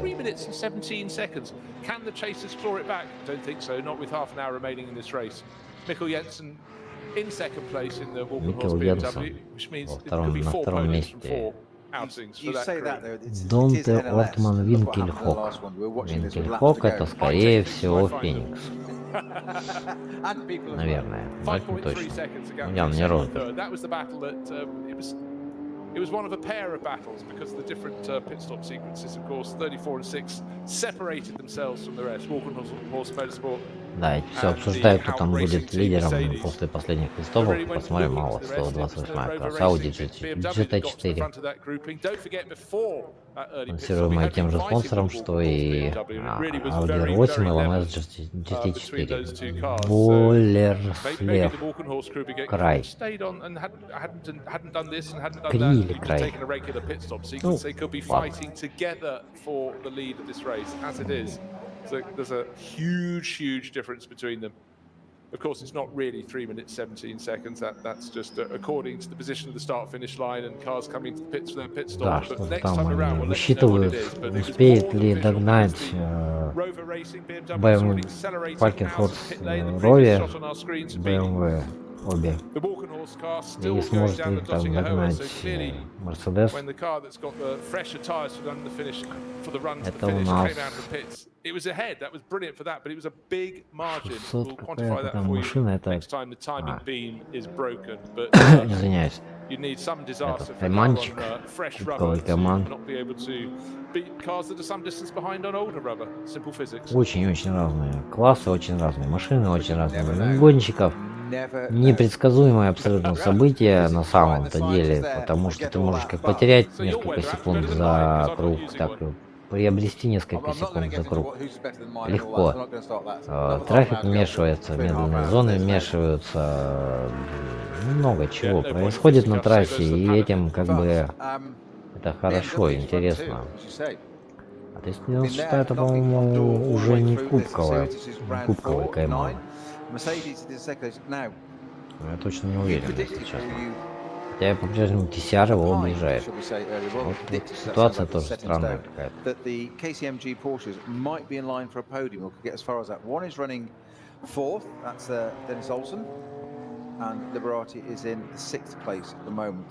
KMG обсуждают, что они на 4-м месте находятся и могут претендовать на подиум. Не знаю, как они могут претендовать на подиум, когда они отстают очень сильно. За счет чего?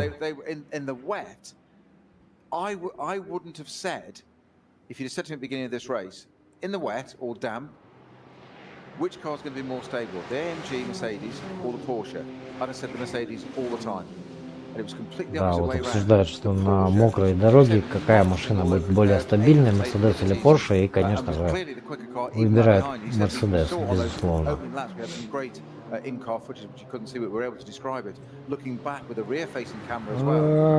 Аккуратно. Это 240-я, это М4. GT4. Или что, борьба за позицию, неужели? Не может быть. Ну это лидеры.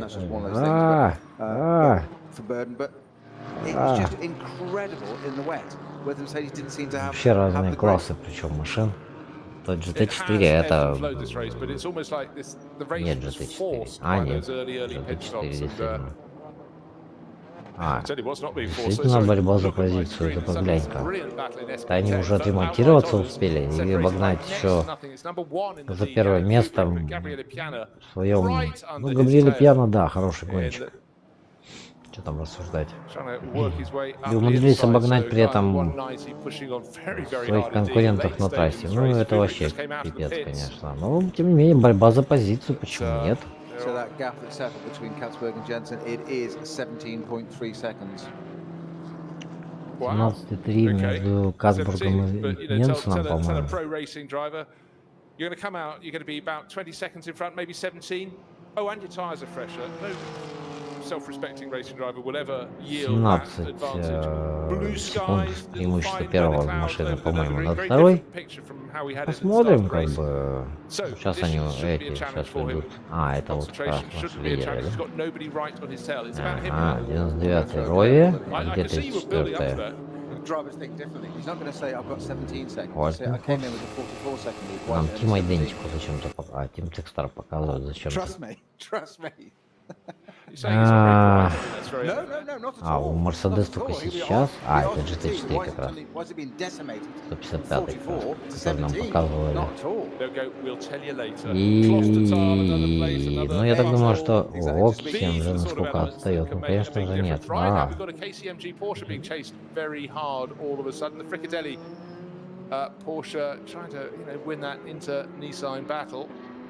Причем здесь Porsche Фрикадели, когда это была Audi.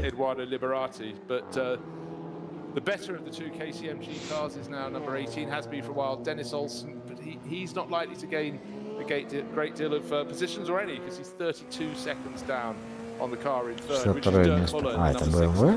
Нет, не BMW не может быть. Это BMW? Да ладно. Always can make a difference. You just have to hope that ну, да, собственно говоря. So far, Nicky Katzberg, 17 seconds the good. 22 minutes remaining in this race. 22 минуты у нас остается, 17 секунд преимущество первого места над вторым. И посмотрим, как трафик сыграет, как резина новая сыграет, чью пользу, сколько у нас кругов получится, в итоге не получится ли нам поехать на один лишний круг. Посмотрим, здесь преимущество должно быть, по идее, у Роя. Is they both had a turn in the car and turn out of the car and been able to see, but also importantly for Düsseldorf, drove second. He was able to see how the не нашел, оно не претендует на самом деле, не знаю, зачем они вообще упоминали. Она едет спокойно себе, черти где, на пятом, на шестом, на седьмом, где-то там.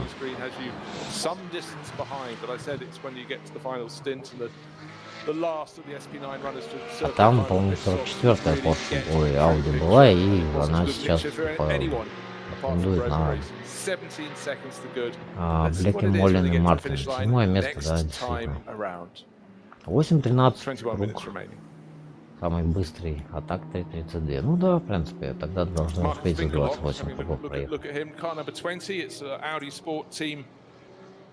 R8 LMS shared with Matthias Drudy and Fred Vervisch. And this is the second Audi that Winkelhock has driven in this race, and he's now. Winkelhock на двух Audi ездит в этой гонке. 20-ю Audi рассказывает, а, по-моему, 20-я Audi как раз таки была, преследовала KCMG. Денниса Олсона.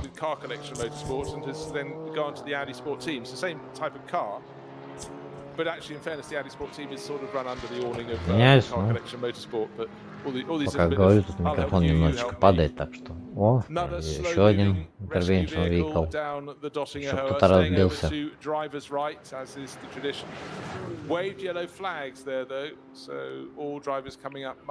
Белый флаг — это медленная машина на трассе.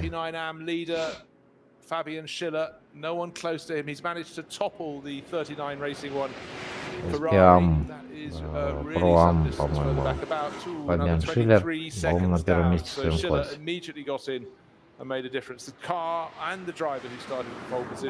Ну да, он почти на круг отстает. Ну вот так как Джон Шопнер поработал, так что теперь Фабиану приходится догонять. Ну опять же 20 минут, что он там догонит. Извиняюсь, вместе на 10-м они идут, и то хорошо. BMW, Mercedes. О, дальше давайте. 17 секунд, 23 секунды.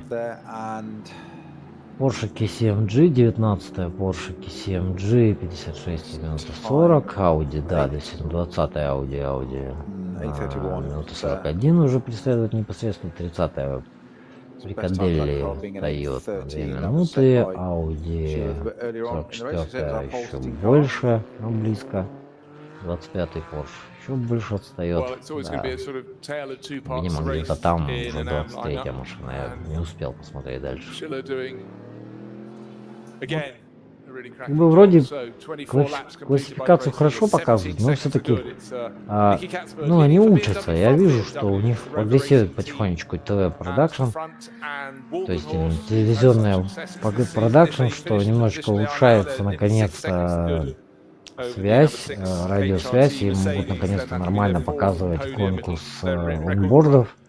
First, Она even не though they finished second on the зависает, track, they were elevated to кубиками victory. Then не second, then покрывается third. каждые 5 секунд. Вот кто-то Now там another second. пропылил или Big протормозил. twitchy moments from Fabian Schiller, kicking up the dust of the Улучшилась chicane в on the этой Grand Prix гонке, вот circuit, в прошлой running еще wide at гонке the exit, улучшилась gathering it прям together. связь So очень хорошо, already in и the lead прям in вот the много SP9 анбордов class начали over показывать. Jules Simkovic by more than Не знаю, half a наверное, minute, мои but, стримы Friday посмотрели, just послушали, pressing и on. наконец-то And, обратили на это внимание, you know, что у the них element, it's easier to concentrate at очень-очень 100% мало than it is at покрытия 95. в Нордшляйфе And I непосредственно, think да. that's really what, Там нет is камер, the хорошо, я thinking понимаю, behind да. that.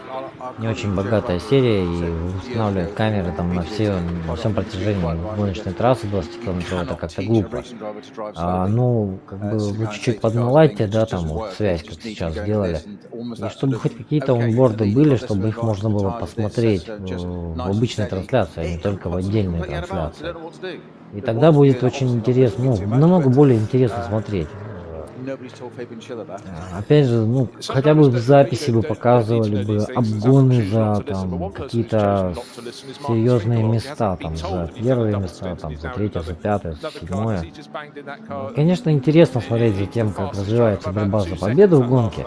Но по большому счету-то, в общем-то, я на обгоны хотелось бы посмотреть, на обгоны вот этих вот более младших классов и все такое. То есть я как бы рекламирую, да, эту гоночную серию за то, как она проходит.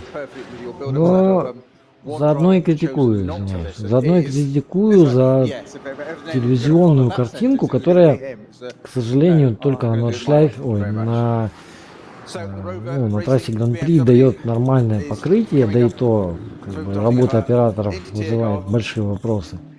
Но как бы улучшается потихонечку картинка, работает над ней, титры появляются более-менее вовремя. Ну, тоже не совсем вовремя, но как бы за рулем, да. Не совсем вовремя, конечно, появляются титры, но тем не менее, как бы, по идее, не только 2 круга должны поехать, и тогда будет 27 кругов.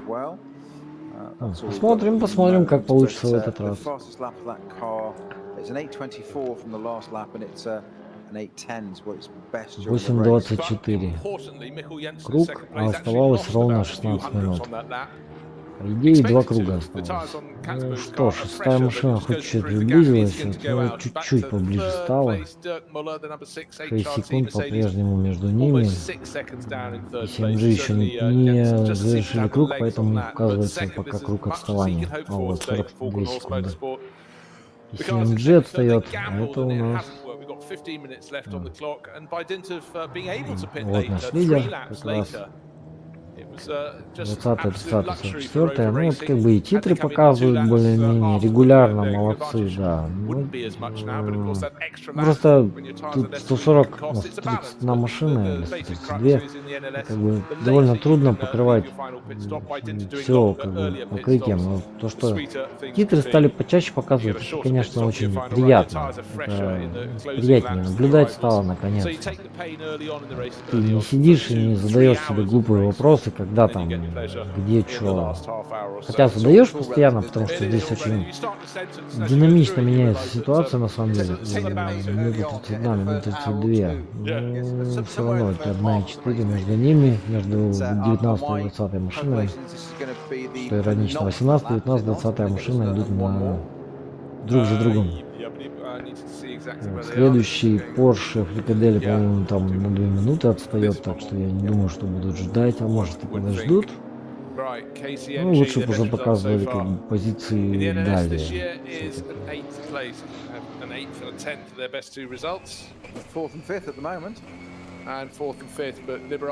Четвертый и пятый сейчас, типа, говорят, что лучший результат для CMG идут для себя в этом сезоне.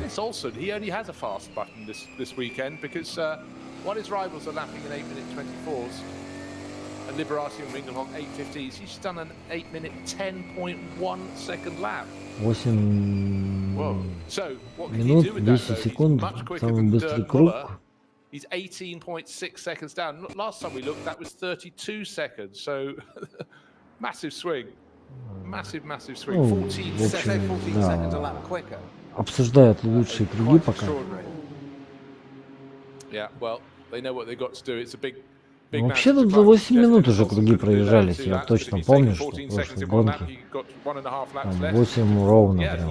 So he could get on the podium, as you said. Сейчас что-то медленно едут как-то. Well, what life has Dirk Muller got in the number 6 Mercedes tyres? We're all set for the final run to the finish.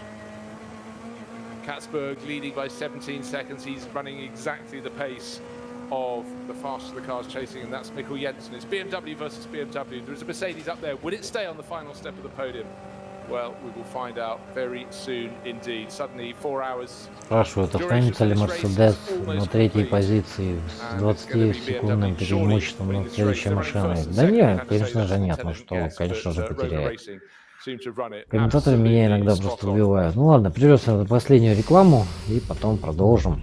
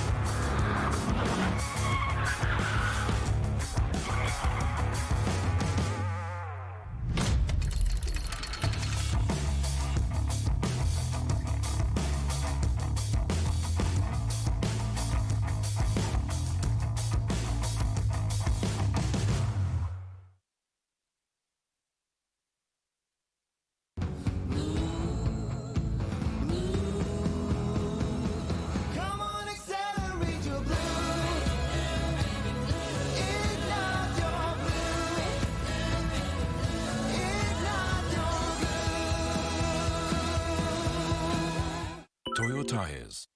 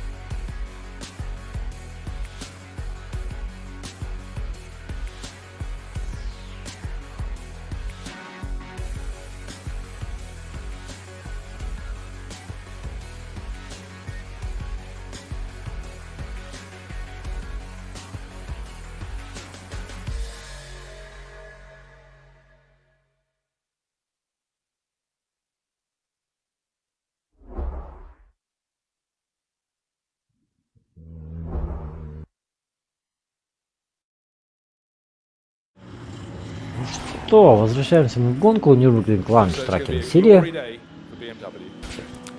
Спонсор Бэй. Всем, кому не лень. Размотыляло. Да-да-да, этим гонка и хороша, интересно, что в любой момент может случиться что угодно. SP4T, она, похоже, там одна в классе, поэтому у нее нет конкурентов. Ну, это не точно. Классов очень много, машины чем-то разные, их разделяют разные классы, там много классов. Ну, немного, но есть классы, там приличное количество, где только одна машина участвует, ну, как я рассказывал про Subaru. Subaru RX, которая участвует в этой гонке. Так, они отправились на последний круг и проехали тут, успеют ли они, интересно. 26 и 27 кругов мы, судя по всему, проедем все-таки в этот раз. Ну да. Мерседес, да, не сможет сохранить ни в коем случае. Ну, зато приблизились, были там на 6 или на 7 секундах они. Ну, чуть-чуть BMW приблизились, но последний круг все-таки нереально отыграть 6 секунд. Могут, конечно, как Феррари в прошлой гонке, но сомневаюсь. Ой, дико извиняюсь, простуженный. Ну, что делать? Вот наш лидер гонки, 99-я BMW команды Rover Racing. Ники Кацбург за рулем, известный любителям гонок по выступлениям за Ладу в чемпионате WTCC. По-моему, Rover Racing никогда в жизни здесь не выигрывал. Посмотрим, сколько машин вместе, а это что за Porsche такой интересный. Кайман? Интересно выглядит. С такой ливреей интересно так выглядит.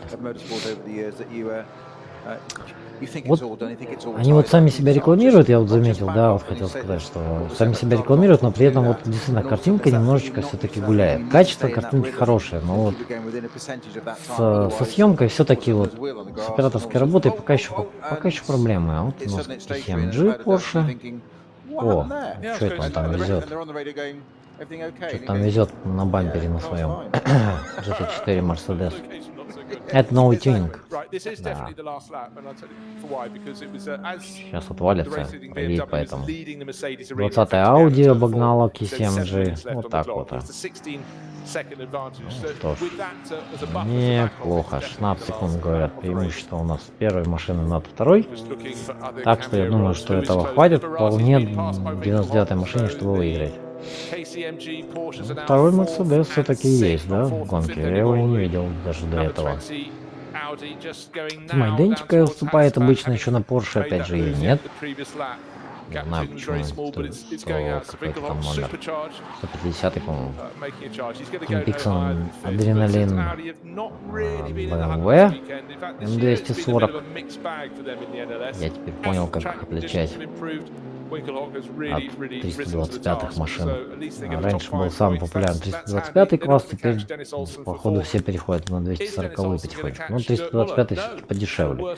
Ну и просто они, скорее всего, морально уже устарели, поэтому они, скорее всего, еще дешевле станут. Запчасти лишь производили для них.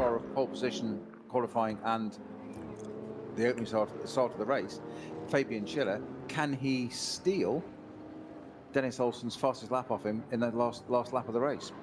We got to within a second of it last lap. It's a possibility. It depends on traffic, but it's an 808 dead for Olsen. Set to say very early on that KCMG. 808 для Ольсона. Ничего себе. И при этом он уступил. Это как-то вообще. Он уже на 17-й машине едет. Странная ситуация, конечно, складывается. Фабиан Шиллер может восстановить лучший круг гонки на последнем круге.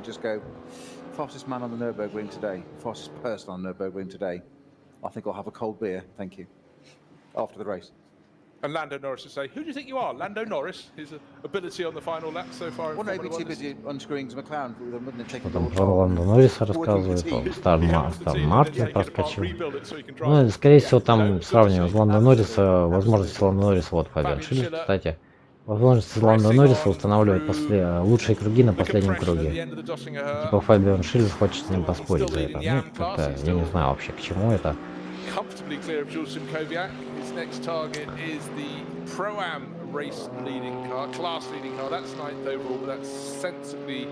Да, на 10-м месте они пытаются догнать 9-ю машину.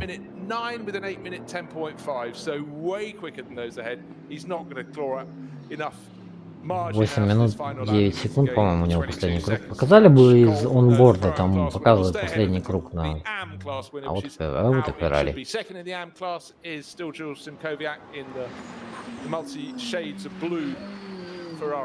Да, на втором месте они в этом классе как раз Феррари. Но я говорю, Феррари прошлую гонку выиграла, но, по-моему, другая Феррари, 11-я, по-моему, или 22-я. А сейчас какая-то полулюбительская команда, и они на 11-м, по-моему, месте получают. Ну и опять же про или вообще я уже не помню даже. Блин, вот в памяти проблемы, конечно, это плохо для комментатора, когда ты комментируешь СПАМ, полностью АМ, СП9 АМ. Вторая позиция. Страна Кольмар, Саус, Шинковяк. Ну, я никого из них не знаю. Возможно, и полный АМ. Ну, опять же, про АМ это, скорее всего, там, где один хотя бы забойщик высокого уровня, и про АМ это... АМ это там, где ни одного забойщика там высокого уровня. Ну, как там? В гонках GT3 там серебряный, платиновый, а тут, наверное, вот как бы считают типа серебряный, платиновый, и это значит там АМ полный. Если хоть один золотой там типа есть хотя бы, а то и платиновый, то это значит про АМ. Если все более-менее там золотые, платиновые, то это АМ. Про вообще полностью. SP9. Ну, SP10 АМ, по-моему, есть одна машина, по-моему. Ну, так, в общем-то, SP10 я только видел класс. SP10 АМ, ну, точно не скажу, по-моему, нет.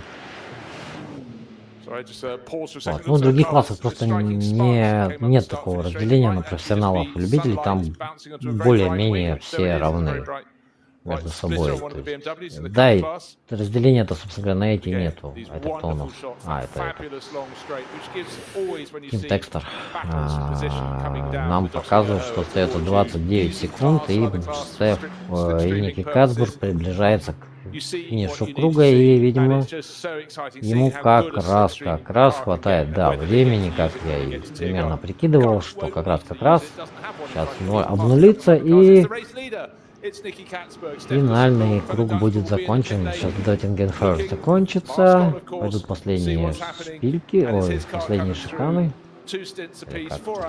Да, 0-0, и Ники Кацбург выигрывает 5-ю гонку Nürburgring Launch Tracking Series, и, по-моему, это вообще первая победа для Ролла BMW когда-либо в этом чемпионате. А на втором месте у нас будет BMW Falkenhorst, 34-я машина, сейчас нам ее покажут, вот она. На шестом и 6-я машина, на 3-м месте будет Team Arena Mercedes by Halbert Racing Team, HRT. Да, вон он появился уже позади. И где-то позади еще 7G видит. О. Нет, не 7G. Это у нас кубковая. Ну да, сейчас они вот по кругу по маленькому проедут и сразу на питлейн. Здесь можно заезжать на питлейн, чтобы не проезжать по всему Нордшляйфе. Вот они сейчас весь трассу Гран-при проедут. Вот он, 7G на 4-м месте. Лучший для себя результат, тоже опять же команда только в этом году перешла на Porsche и вернулась в чемпионат. Ну, как вернулась? По-моему, здесь не выступала никогда. Это не точно, я не уверен. Смотря кто здесь Nissan GTR выставлял. А вот 20-й Audi, скорее всего. Да, Нет, не was 20-я awarded аудио, that какая-то thereafter by другая. not flinching. Rover 50-я. Racing pulled off a fine win today, 21.8 seconds. Ну дальше, Just дальше waiting там, to see. Oh, very close indeed. Да, And вот Liberati fought 20-я right аудио, back onto the по-моему. tail of Winkelhock, 0.8 Хотя это тоже может second. быть Oh, no, that was the time 44-я, last time around. Waiting for them to да, come through нет, this time. And 20-я yeah, Русский Liberati put it 7G, forward further away from Winkelhock. Winkelhock takes 19-я, Liberati, можно. 6.6 seconds down in the second of the case. Так, ну что, еще раз вас приглашаю, если вам понравились эти гонки, если вам понравилась там трансляция, не мой комментарий, а именно сама гонка, сама гоночная серия, приглашаю вас на каналы на ютубе, Nürburgring и Nürburgring Landstracken серия. Вы их легко можете найти на ютубе, посмотреть там эти гонки с оригинальным комментарием, либо немецким, если вы знаете немецкий, что лучше, либо с английским, что тоже неплохо, но мне кажется, что по классу все-таки хуже. Вот, если вам интересно. Не забывайте, что в эти выходные у нас, собственно говоря, гонка 26 сентября у нас гонка Nürburgring 24 часа, и вы ее можете посмотреть также на канале Nürburgring или на канале Total 24 Rennen, что-то там Der Nürburgring. Ну, тоже можете легко найти. Так что всех приглашаю, на этом я трансляцию буду завершать, так что всем спасибо, что смотрели. И до, наверное, новых встреч. Уж не знаю, как у меня получится дальше там с трансляциями. До свидания. And reading the race right. Two teams took a gamble. They ended up second and third, but by not flinching, staying true to what they'd reckoned before the start of the race. Victory going to Rover Racing, and a really good job. And they'll take